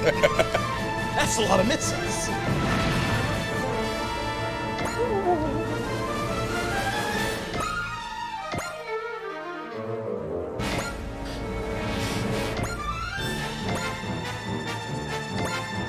So yeah, I don't believe anyone we currently have has any need for any specific score requirements or anything to unlock stuff. I'm gonna check that real quick.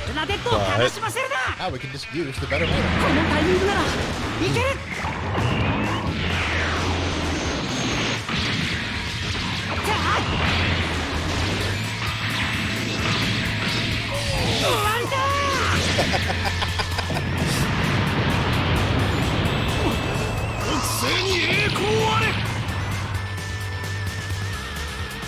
Right, beam cutlass, beam boot knife, and Yep. a grappling hook.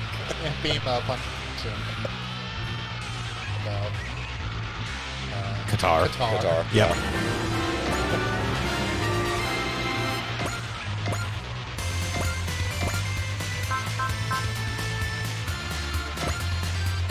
be so bland seeing just guy with beam saber.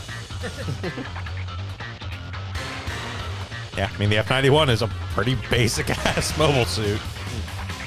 Like, it's got the VSVR, but that's about it. がある限り俺はキンケドゥナウだこのタイミングなら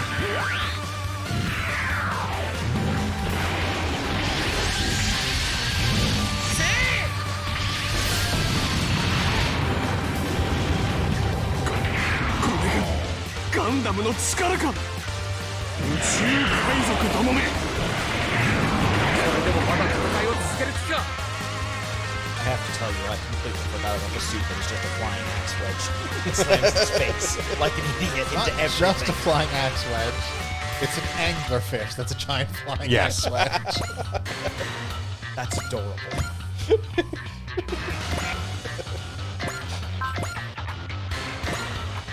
Yes, that is the Pez Batara. Well, I remember the Bubble Trooper Empire thing is fish. Yes.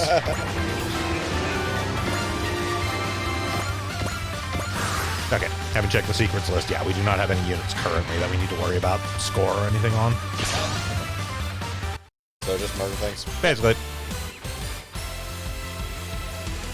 Watch this thing feebly throw attacks into us and Yep. Oh, that is the Amakusa, though. That makes sense. Yes. I like though that we haven't upgraded the No. F91 at all, and they can't hit it.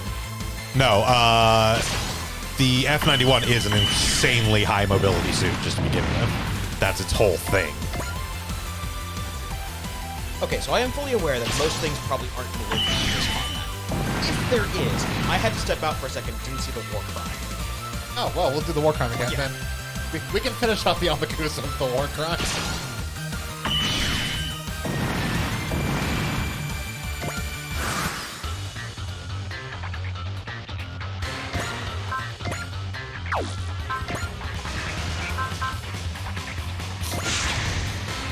That seems unnecessary. I know what you're talking about.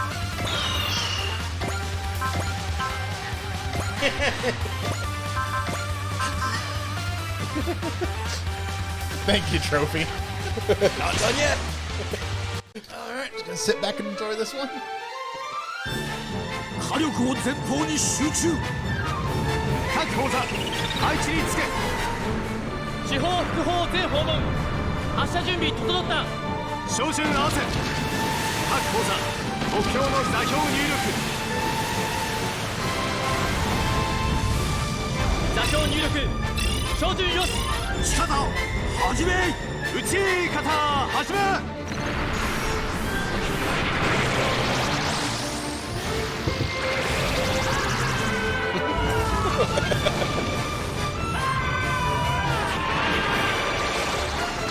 Shoot again!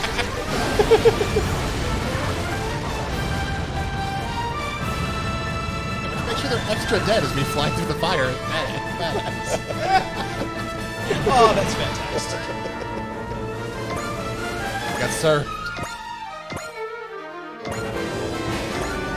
I mean, I will say, as was brought up, I still don't think that is nearly as funny as Harlock doing a boarding action on a mobile the suit. boarding action is great. It's like slam into the thing, then shoot the boarding thing, and then there's like the opening thing and Barlock thing got. Like he's just tearing directly into the cockpit of like a Tongu and shooting the pilot.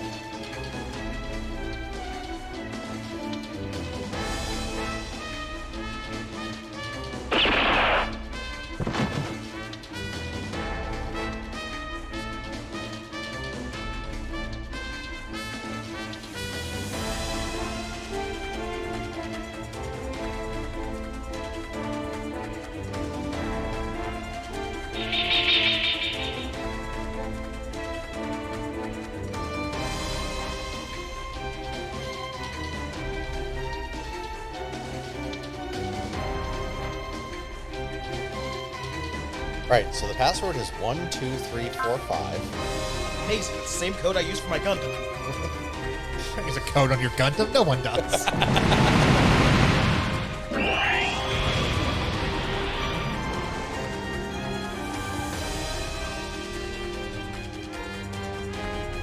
Vangray, already a superior mobile suit to the Gundams, solely by virtue of the fact that it has a pilot recognition system. Exactly. You can't just steal the Vanguard. It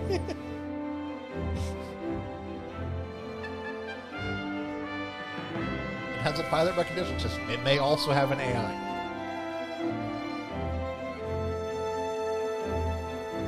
It almost certainly has an AI. I know what you're talking about. Turns out the quote-unquote pilot recognition system is just Nines shouting, "I don't know you, that's my purse!" That's exactly what the pilot recognition system is. I like the pilot this. No!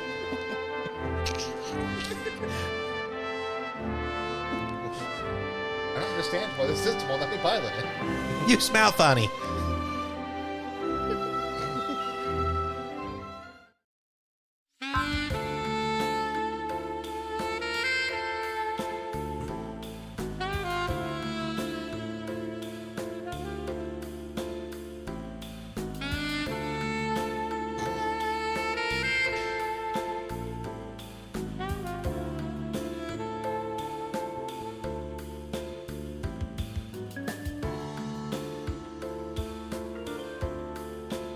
You think this cool pirate scar on my face will make me more attractive to MILFs? I'm sorry, what?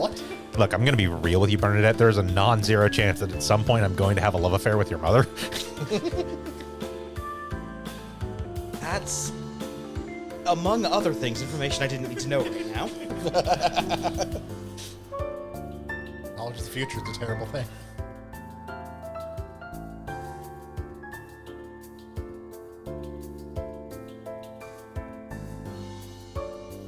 I'm also at some point going to develop a real serious tan and be a complete goof about our daughter.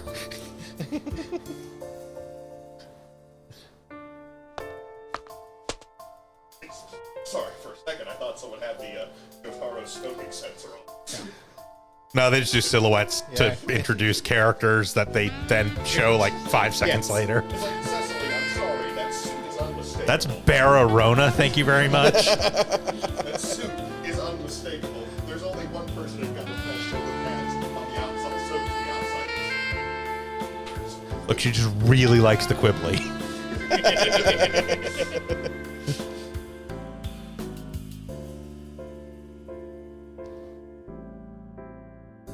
Her shoulder pads chatter as much as the Quibblies do. Oh, she's not perfect.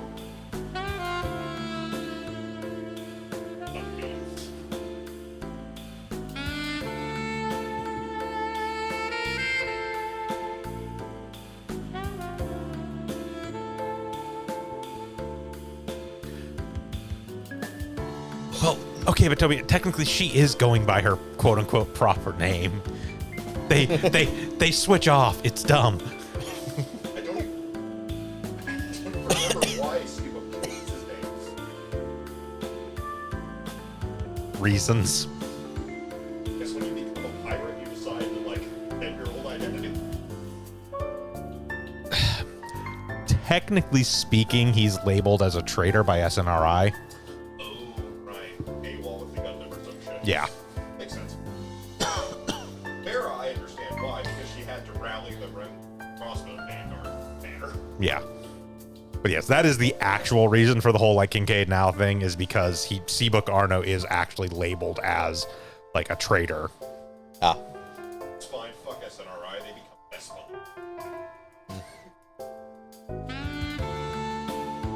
No Xeon around, so we need somebody to step up and do space magic. Yeah.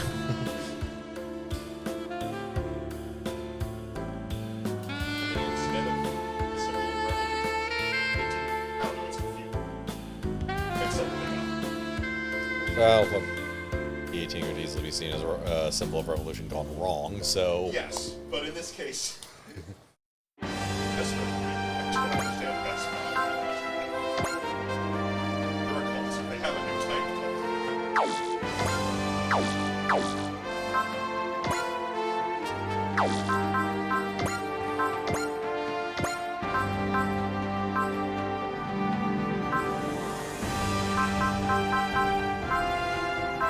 Again, realistically, just kind of throw whatever on there. Yeah. Super repair kit.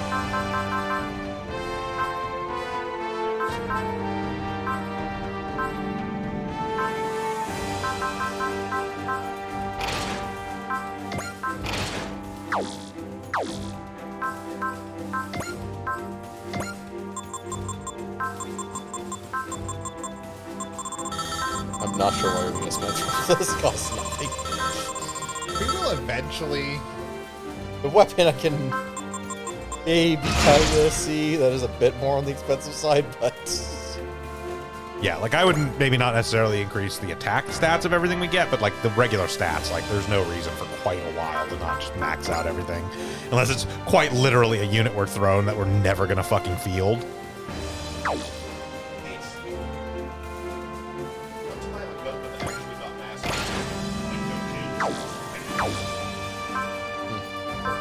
Like, yes, at some point here we're gonna get given like the fucking Ragoos. We're not upgrading the Ragoos. Like, it's just not a thing. Like, you know, shit like that. Or like, realistically, when we get the Might Guy stuff and we end up getting given like Guard Diver and Tri Bomber, like Tri Bomber, I think we do need to upgrade a little bit because I think that is explicitly one of the secret stuff does require us to do some stuff with Tri Bomber, but.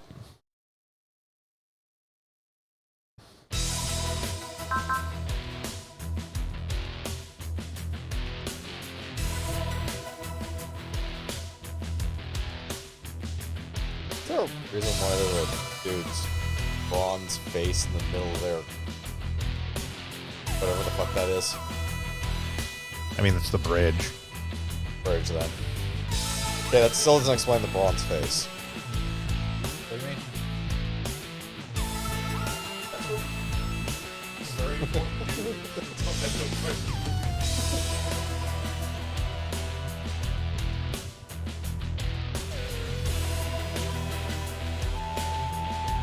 Is that just their super egotistical leader, or Essentially. okay?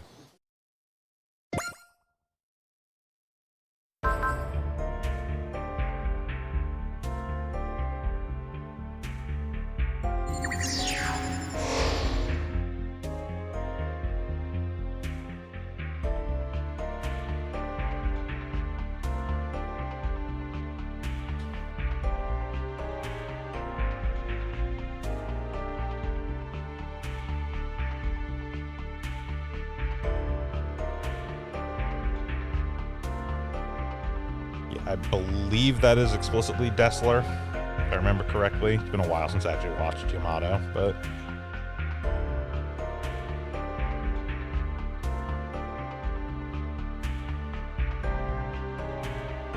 It's like default expression. First days.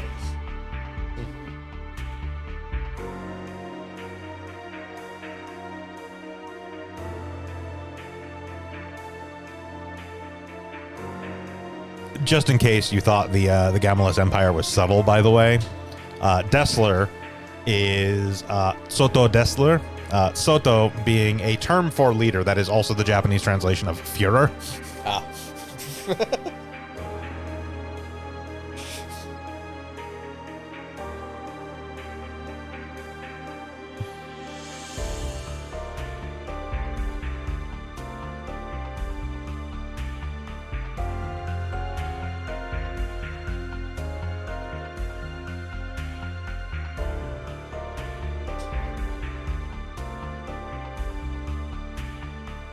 I assume that the main enemy is in Battleship Yamato or something. Yes, the Gamelus Empire are the opponent, the empire that's attacking Earth in Yamato.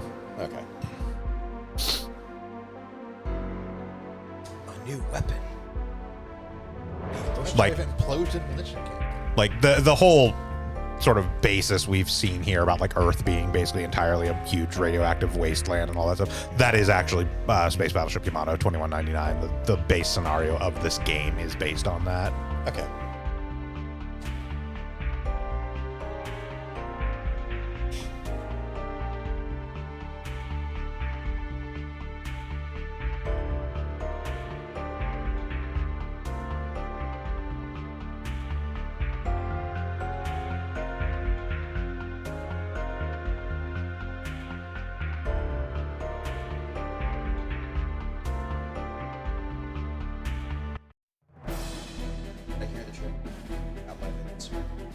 It's not quite that hard. I mean, also, if Vince has to leave, we should Yeah. just finish off whatever scenario we're on without him and then call it, but... Yeah.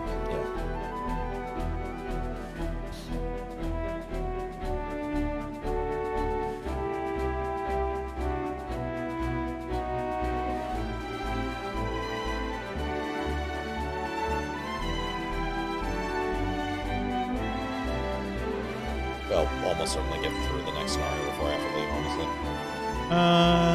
Yeah, probably. We're still in the very early stuff, so it's all pretty quick usually. Yeah. We're fighting like 5 or 6 enemies, and not the, 30. the second set of reinforcements of 20 and 30 enemies. Yeah. Yeah. Yeah, it's pretty much up through about chapter 6 or 7, I want to say, that we're dealing with most of the sort of initial getting to it stuff, and then past that point is when we start getting into the more standard scenarios, and then I want to say 15 is when we get our first actual split choice for path.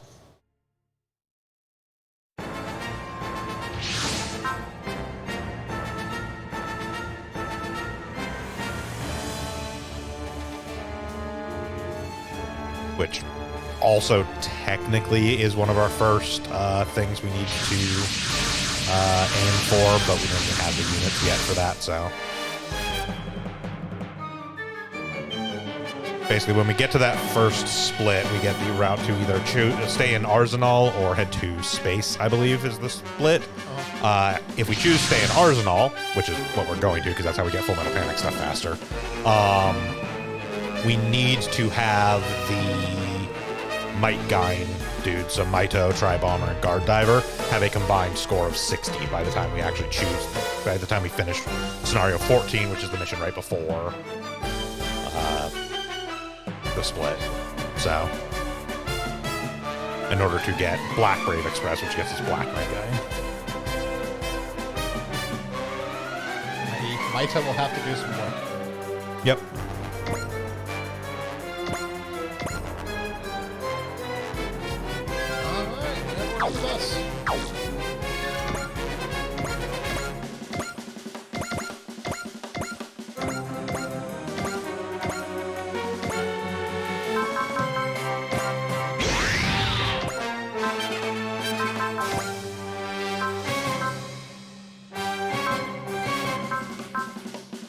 Alright, everyone's with us. Nope, but we do have the dash action. Yeah, that's why I use the Yeah. bank.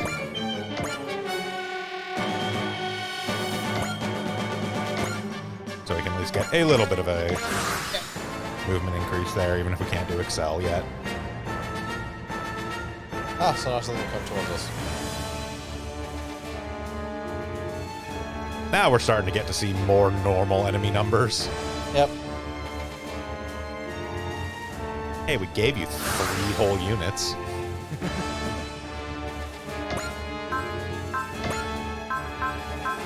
We haven't seen this yet, I don't think. I don't believe so, no.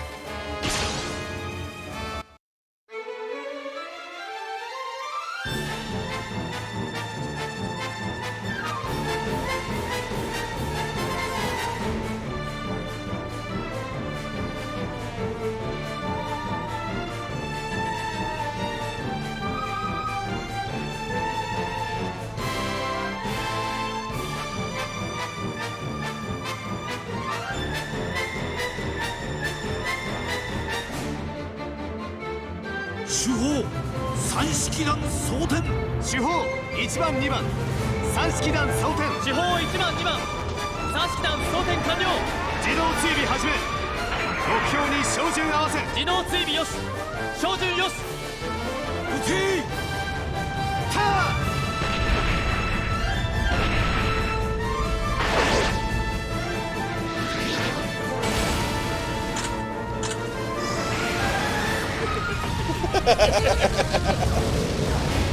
I do also love the idea of just a giant space battleship with broadsides. No, again, it is part of what I actually genuinely enjoy about a lot of like the Leiji Matsumoto stuff. Is just like he has this very specific aesthetic he goes with. Like, that's the same thing. Harlock is Leiji Matsumoto stuff too. And it's like, well, yeah, of course space pirates are going to do like Borman torpedoes. Like, of course. Like, why wouldn't they? Like,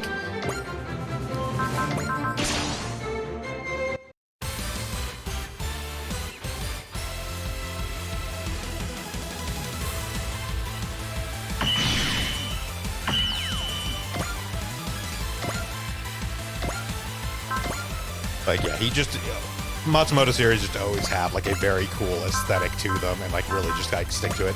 Like you get in here in the music that's playing for like the Yamato stuff, like there's a bit of like a maritime feel to it. It has a little bit of like that sort of like that whistle and that drum feel that you sort of associate with like sea shanty-ish music almost. Exactly, yeah.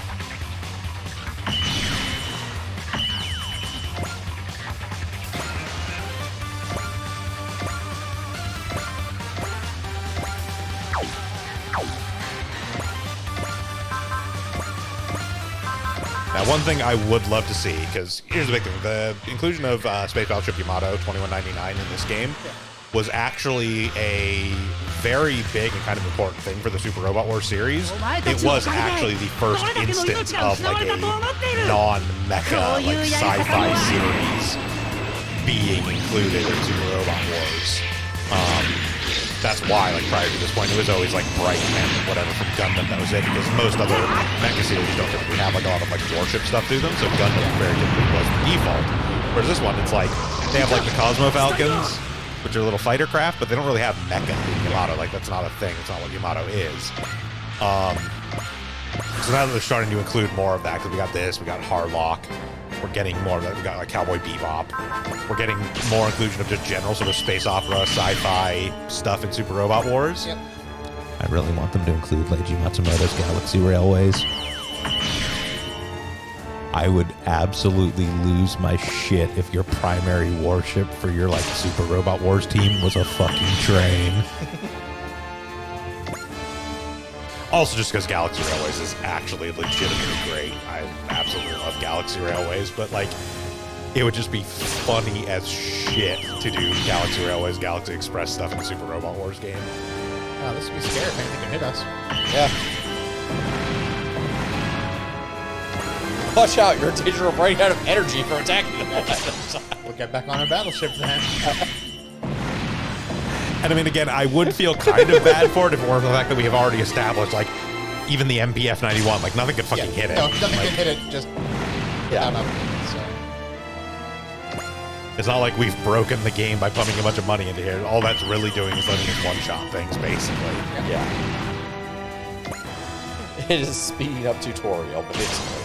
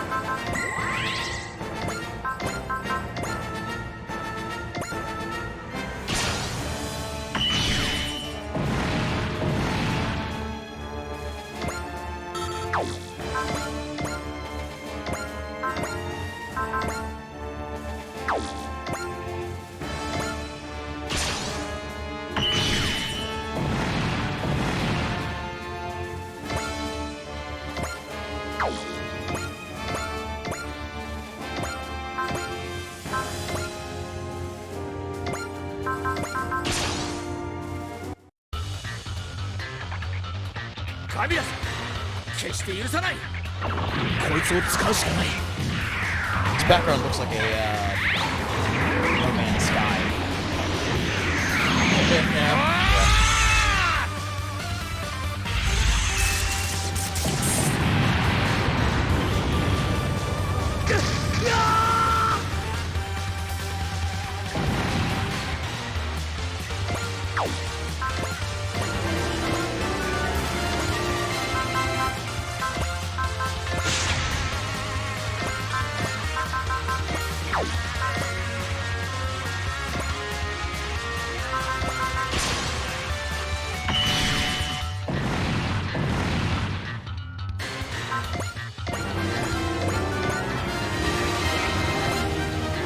even look over the SR point thing was. Good thing we did it. It was kill 12 units in 4 minutes. Oh, well, yeah. Yeah, yeah. Did it in 3. I genuinely didn't even bring it up because we were going to. Like, Yeah, those are the type that just kind of automatically happen. Ah, here's what I expect. More random shit trying in the middle of a fight. It's only 4.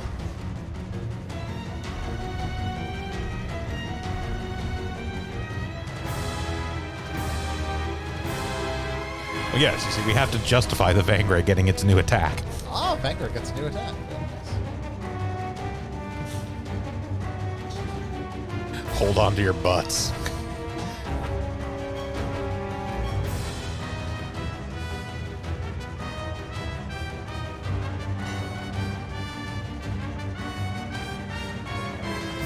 Nine's not going to show up.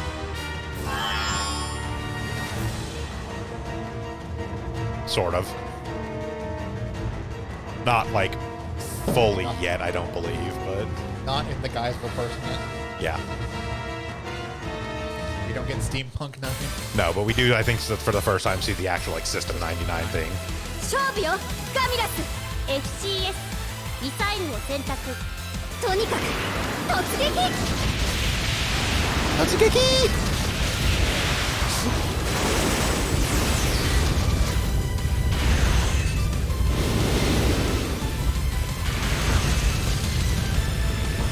当たれ当たれ最後はこれよバカなそんなバカなすごいすごいよ突撃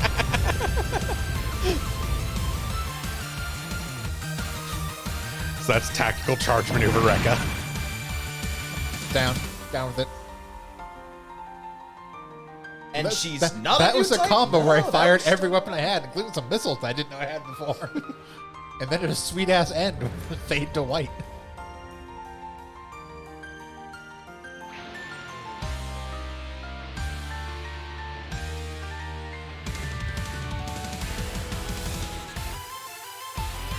Why didn't you tell me before? You didn't ask.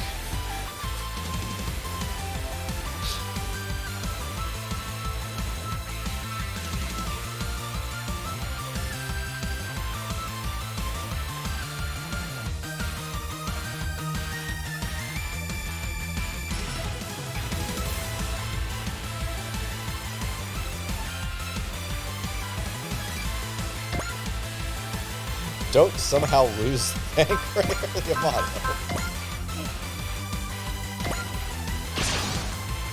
Don't lose ship for units they can't hit. Or these other units they can't hit, or these other units they can't hit.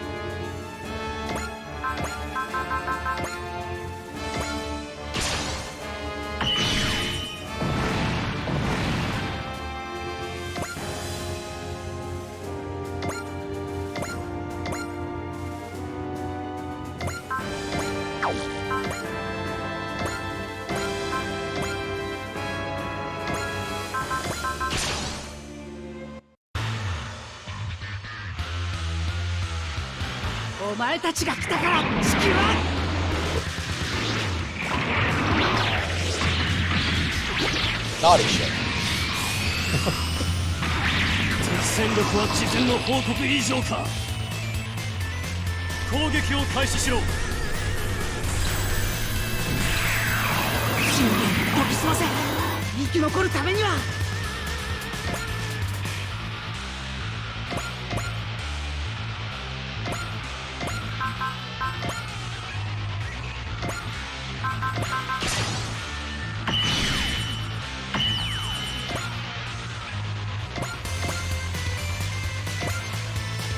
Ah, it's an attack I can use with movement. Yes. Ah.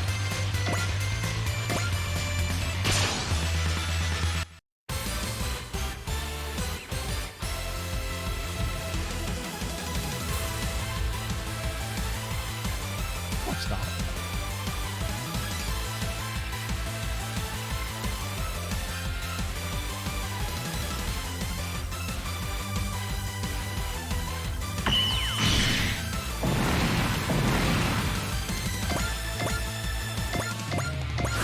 Attack whoever you feel like, little ship.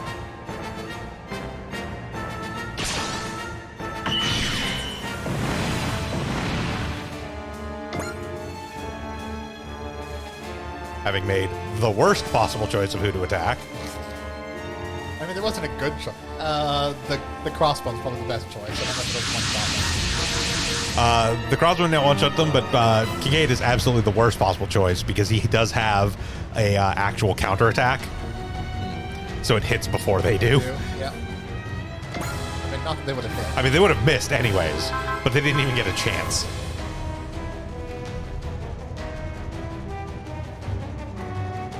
We're away from a battle that will obviously win with no trouble.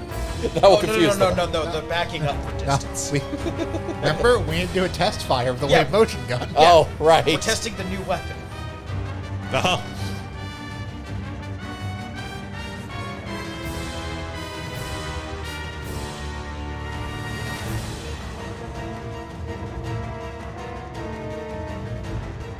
Come on, Snodder, don't be a bitch.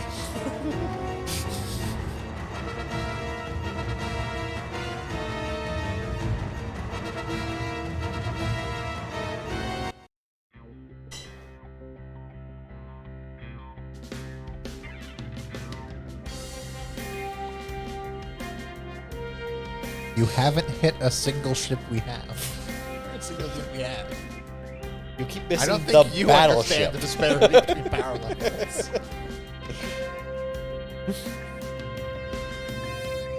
That's before we fired the wave motion cannon.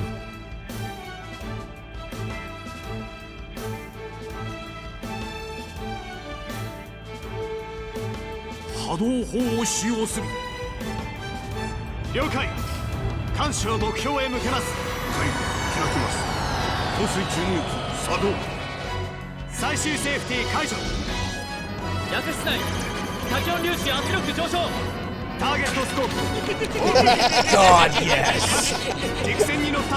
Oh, this is some... Put on your glasses.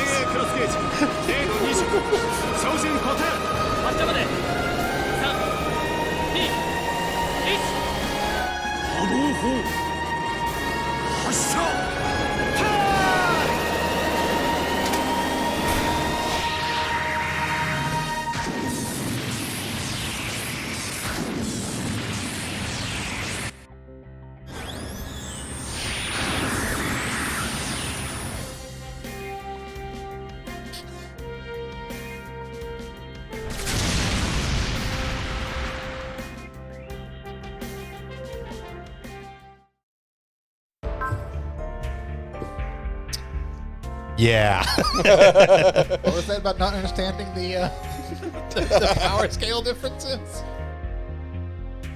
Two shreds, you say? That's a really short game. It's only like 4 scenarios and the enemy quits. You know what? We're done. We're sorry. The motto is not just armed to destroy our enemies, only to defend ourselves. From what? Well, God. not much anymore. Were we planning on being attacked by a sun? As it turns out, there was an errant sun heading towards our galaxy. Meanwhile, Toby is stumbling around. I've gone blind! Why did you tell me what the Should have wore your glasses. Eyes and ears are very important for you to be firing guns. Walks into a wall. No, you're not Idion.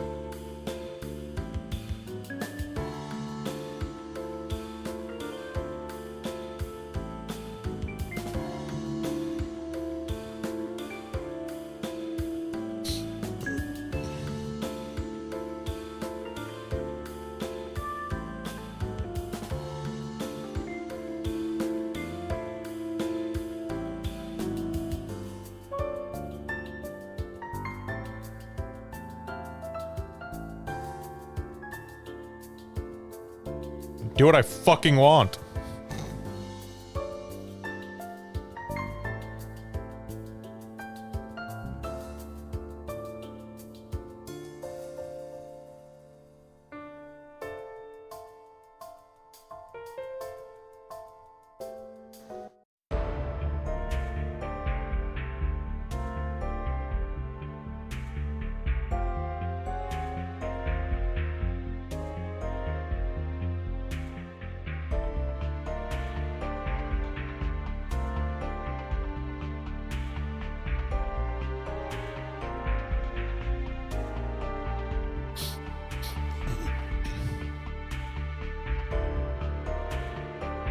I think you're projecting.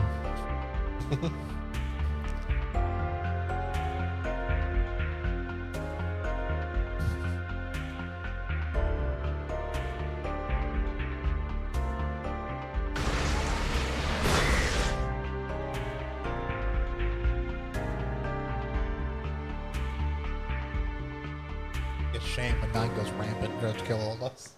Builds a bird robot. Tries to commandeer a Halo.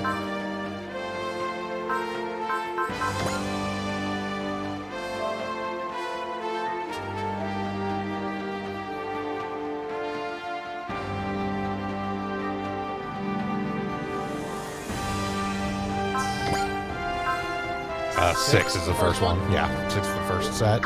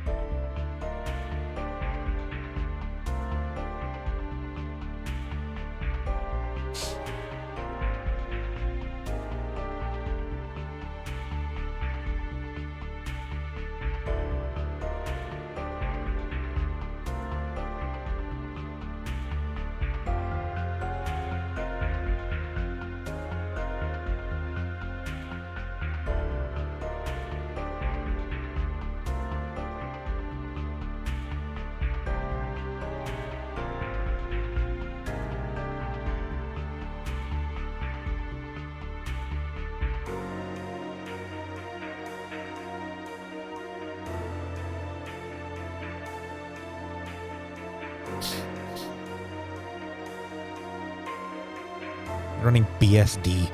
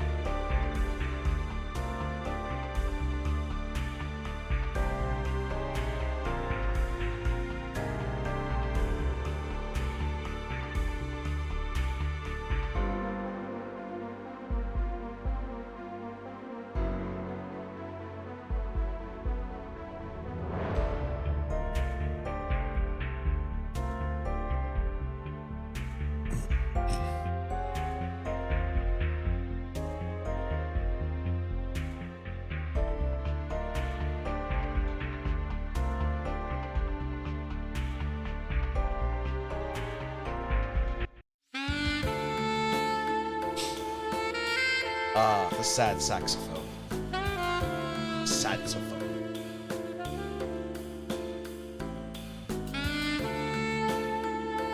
The sax player is a vital member of the ship. Hey, having your musicians on the ship from Raul is very important. See how effective they are in Banner of the Maid? Oh yeah, they play a sad tune, and then one specific enemy can't move.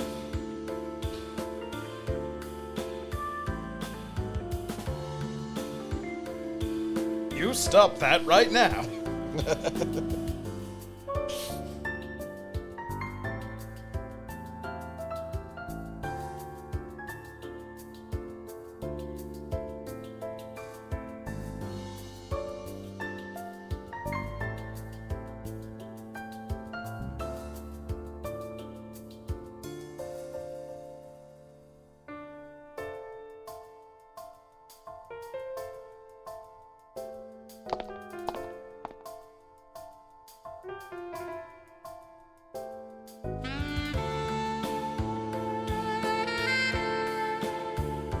If we want music that actually like has battle effects, we have to go get like D or Alpha 3 or Z22, Z31 or Z32.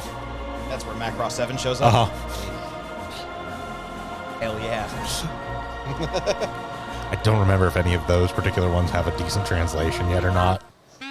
I'll look into it. Oh, why is the sad sack playing on the bird floor room? I see. Ogita is very sad that there's nothing to currently fire the wave motion gun at. Oh, this is so sad.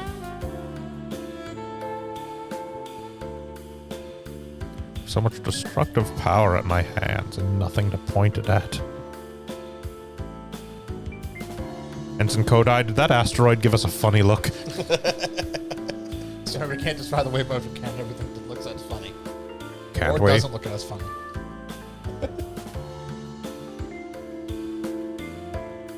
We cannot just constantly fire it at inanimate objects. Look, Pluto only became the root of all evil because you can stop letting it be a planet.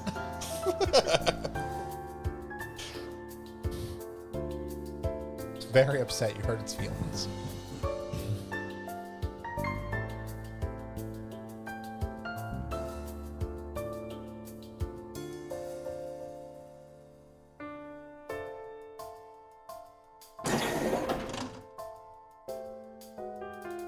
Mr. Kodai, point the wave motion gun at Pluto.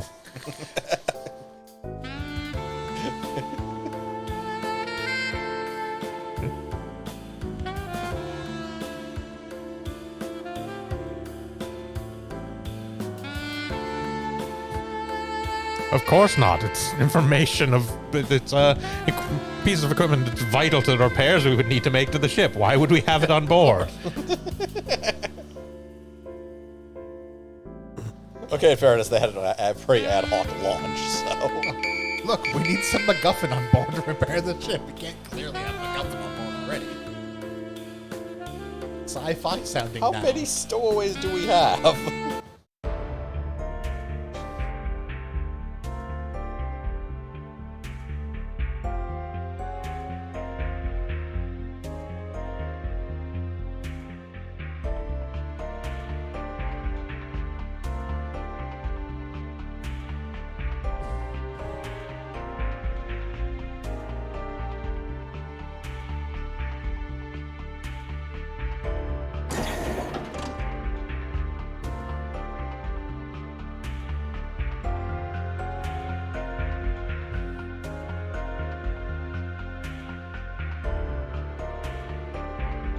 I mean, also, I'm the Princess of Jupiter. I do what the fuck I want.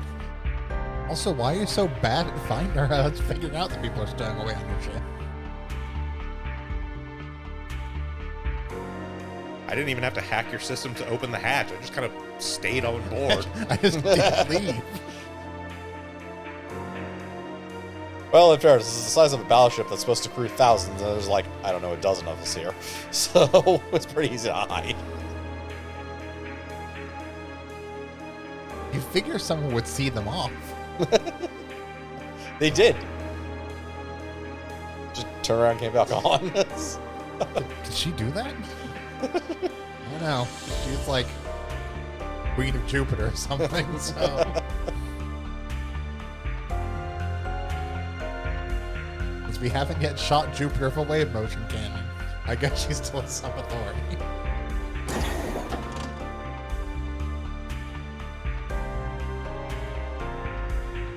Accounting is not just the stowaways department. Is it not?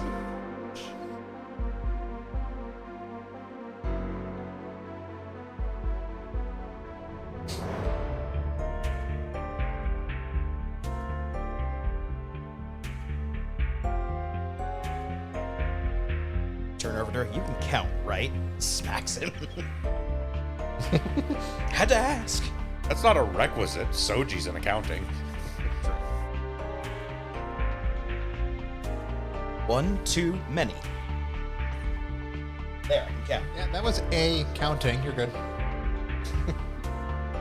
Ugh.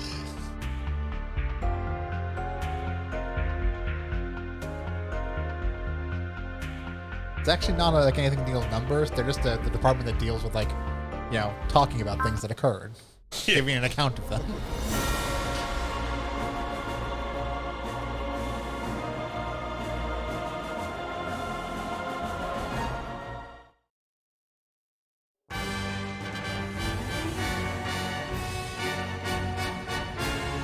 A chilling reunion.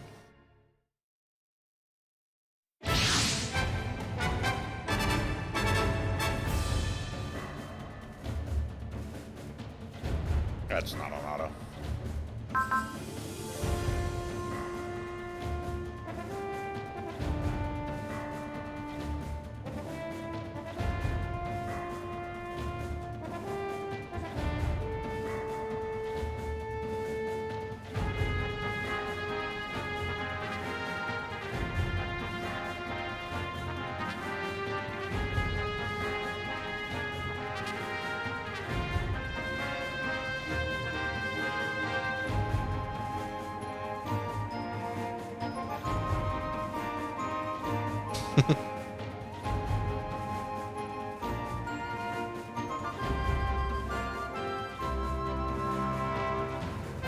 I can't wait to be able to deal with Sosuke.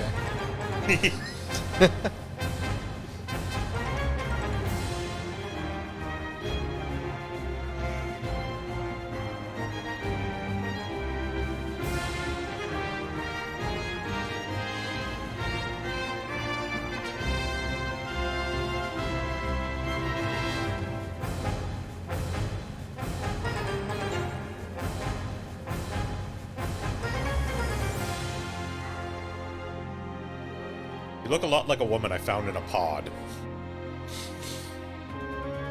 I'm not sure how to respond to that.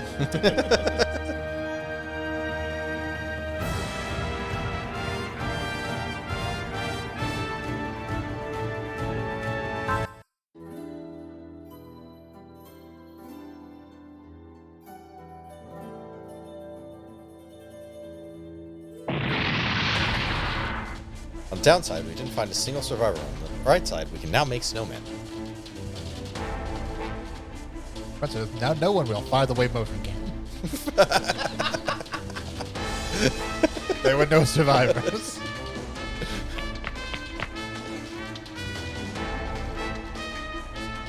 Oh no, Gamaloids.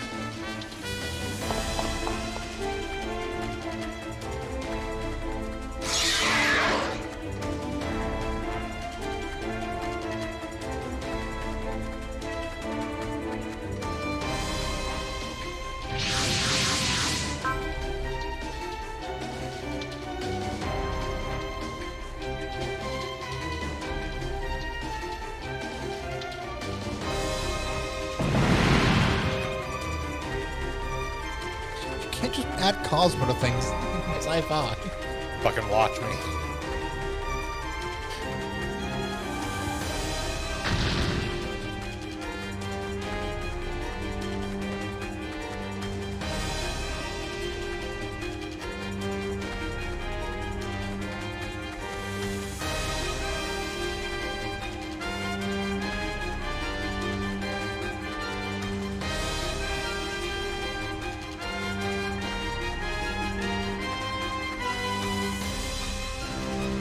They're catching up with us, which should be pretty obvious considering we're so small we don't show up on the tactical map.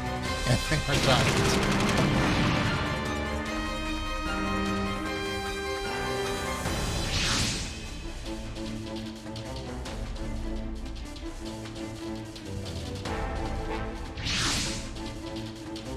Ah.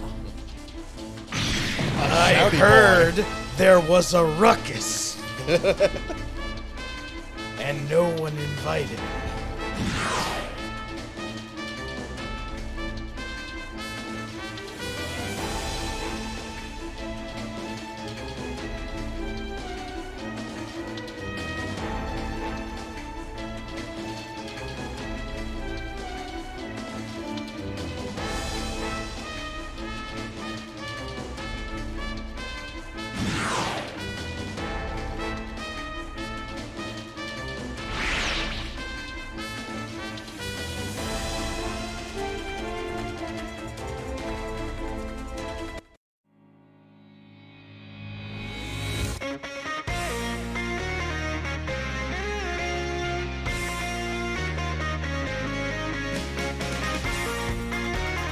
Defeat a middle.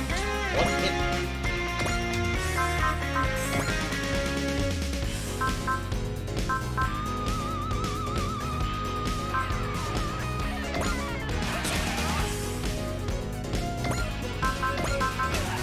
What's that Getter be?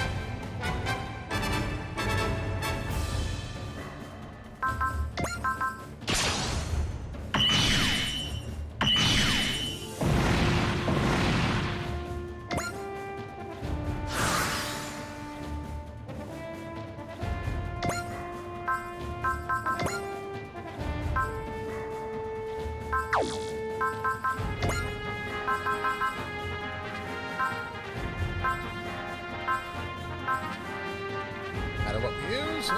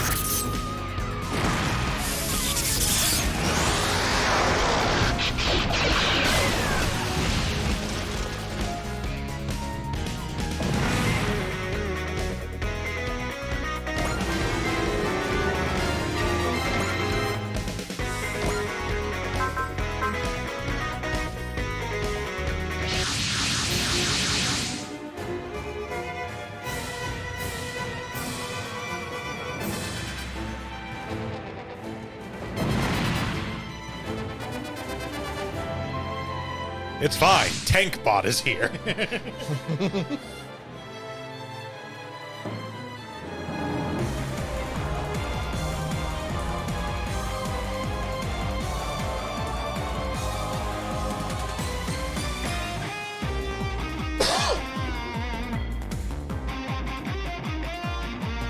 All right, I need to go.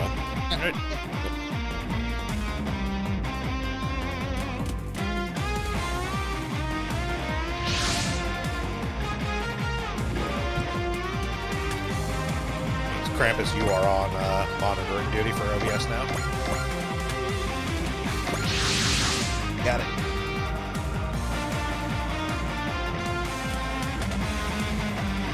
Suppose just keeping an eye and make sure we don't start dropping in the frames.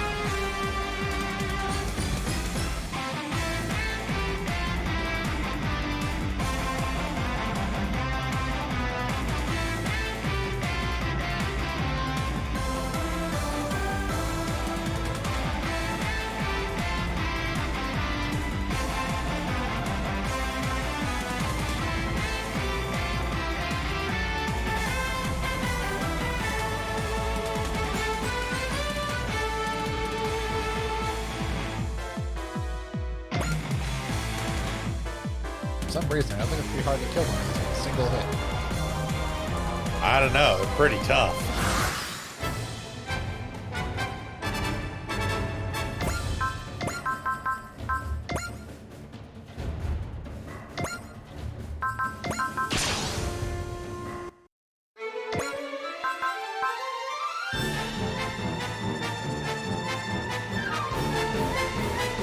They put a band with them?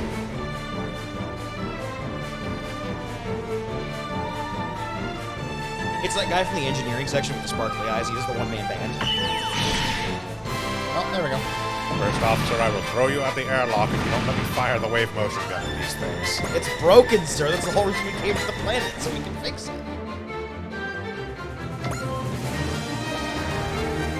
Fine. But as soon as it's fixed. As soon as it's fixed, sir, we'll let you blow up part of our planet.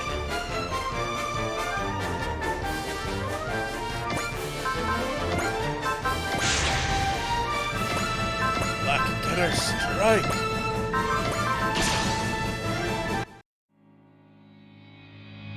調子に乗るなよ化け物どもが暴りやがら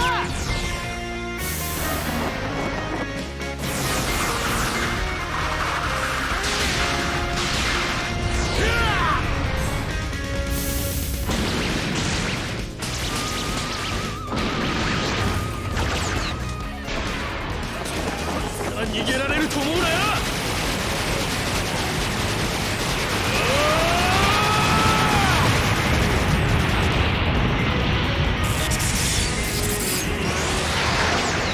Oh. He got away from me.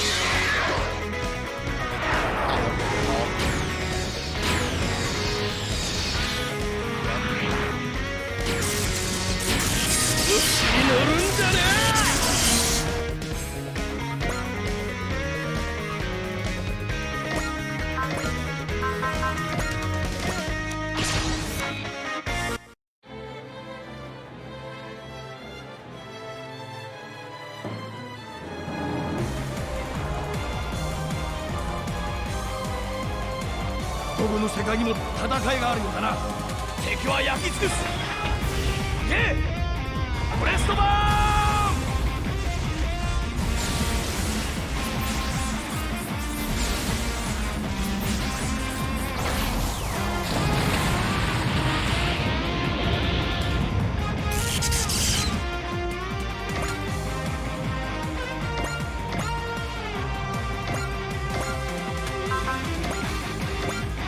Alright,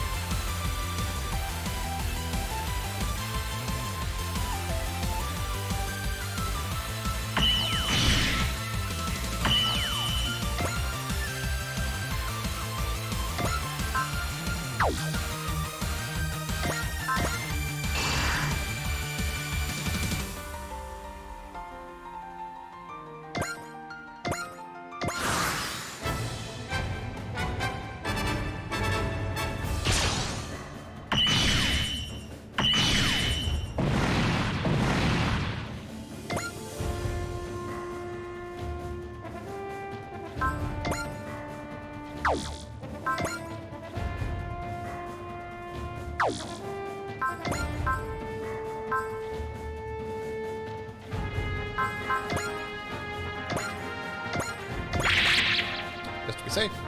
Yeah.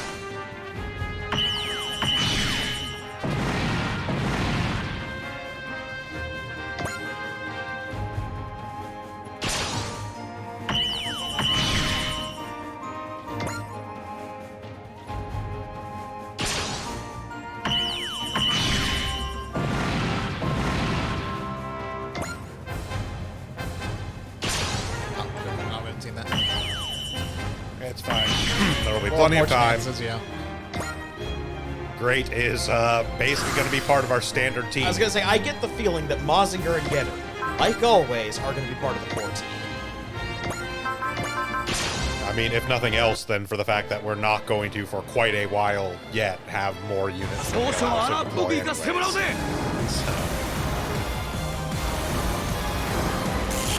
I've played so many games under Tetsuya recently, it's really weird seeing a younger Tetsuya.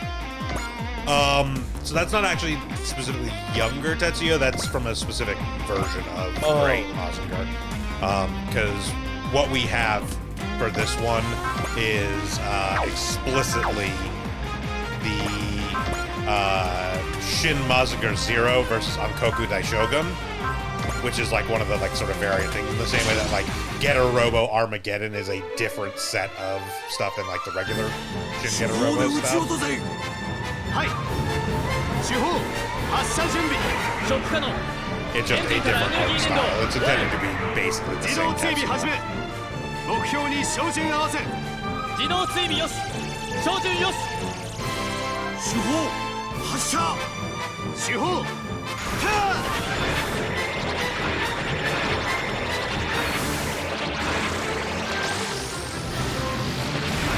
Oh, work good.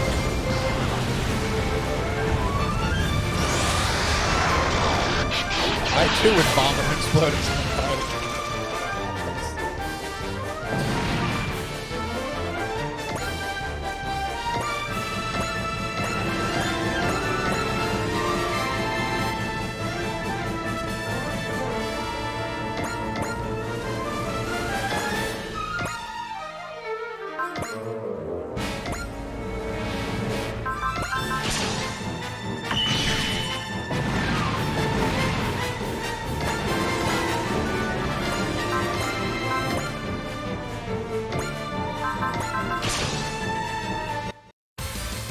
Finish off in style. 怪物だからってひるんでいられない。頑張らなきゃ。私も私自身が弾丸になる。 Cockpit opens, fires her out. Ah! It's flat.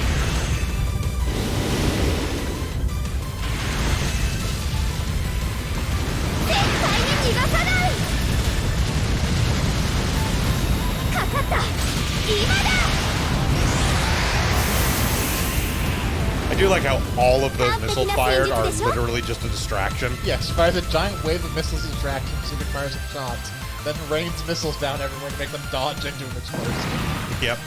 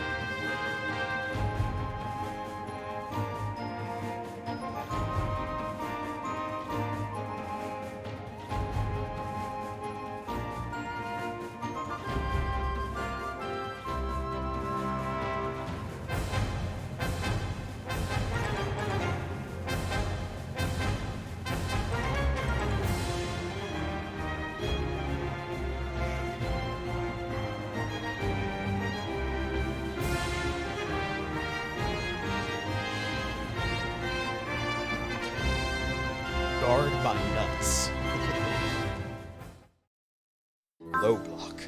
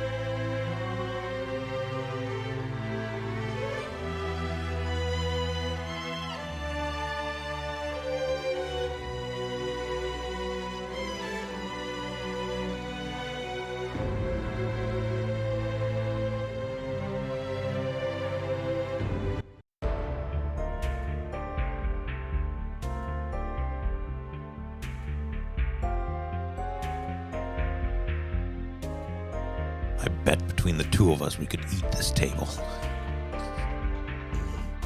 Bitter. We probably could, but why? Gotta show him who's boss early. That makes sense.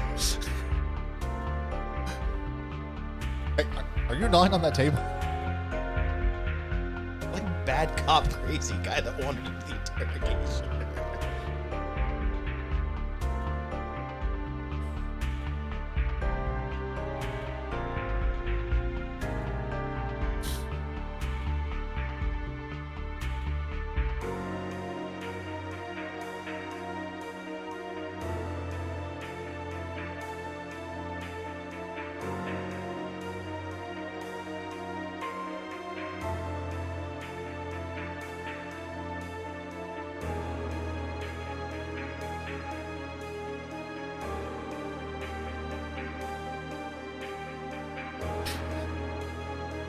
That's the your first only go-to? possible explanation.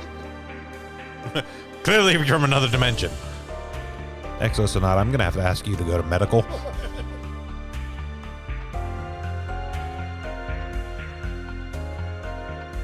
You can't claim I'm a man of science. I only deal with objective fact. After dropping, it's gotta be alternate dimensions.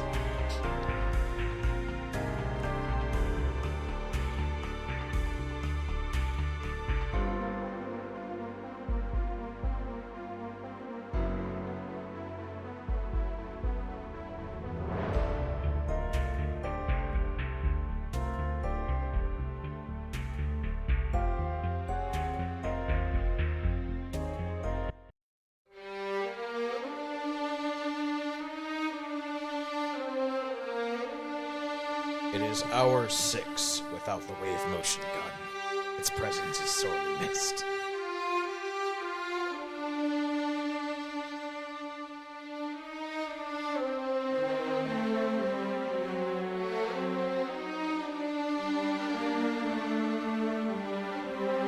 Blown to shit and buried on an alien planet? I don't think there's a high likelihood of that, sir.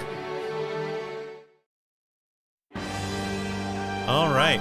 And that is going to be a good place for us to call it for today. Thank you for joining us again for the resumption of Super Robot Sundays here on Sound Goblin Gaming. We'll be back tomorrow evening with more Poke Mondays in Elden Ring. Don't ask questions. Back here on Tuesday with a little bit more of Amazing Cultivation Simulator. Probably just kind of finishing off, showing that off. Thursday, more Banner of the Maid, and then right back here next Sunday as we continue more Super Robot Wars V. Until then, I've been Bograt. I've been the Krampus. I've been Jim. Have a good one, everyone.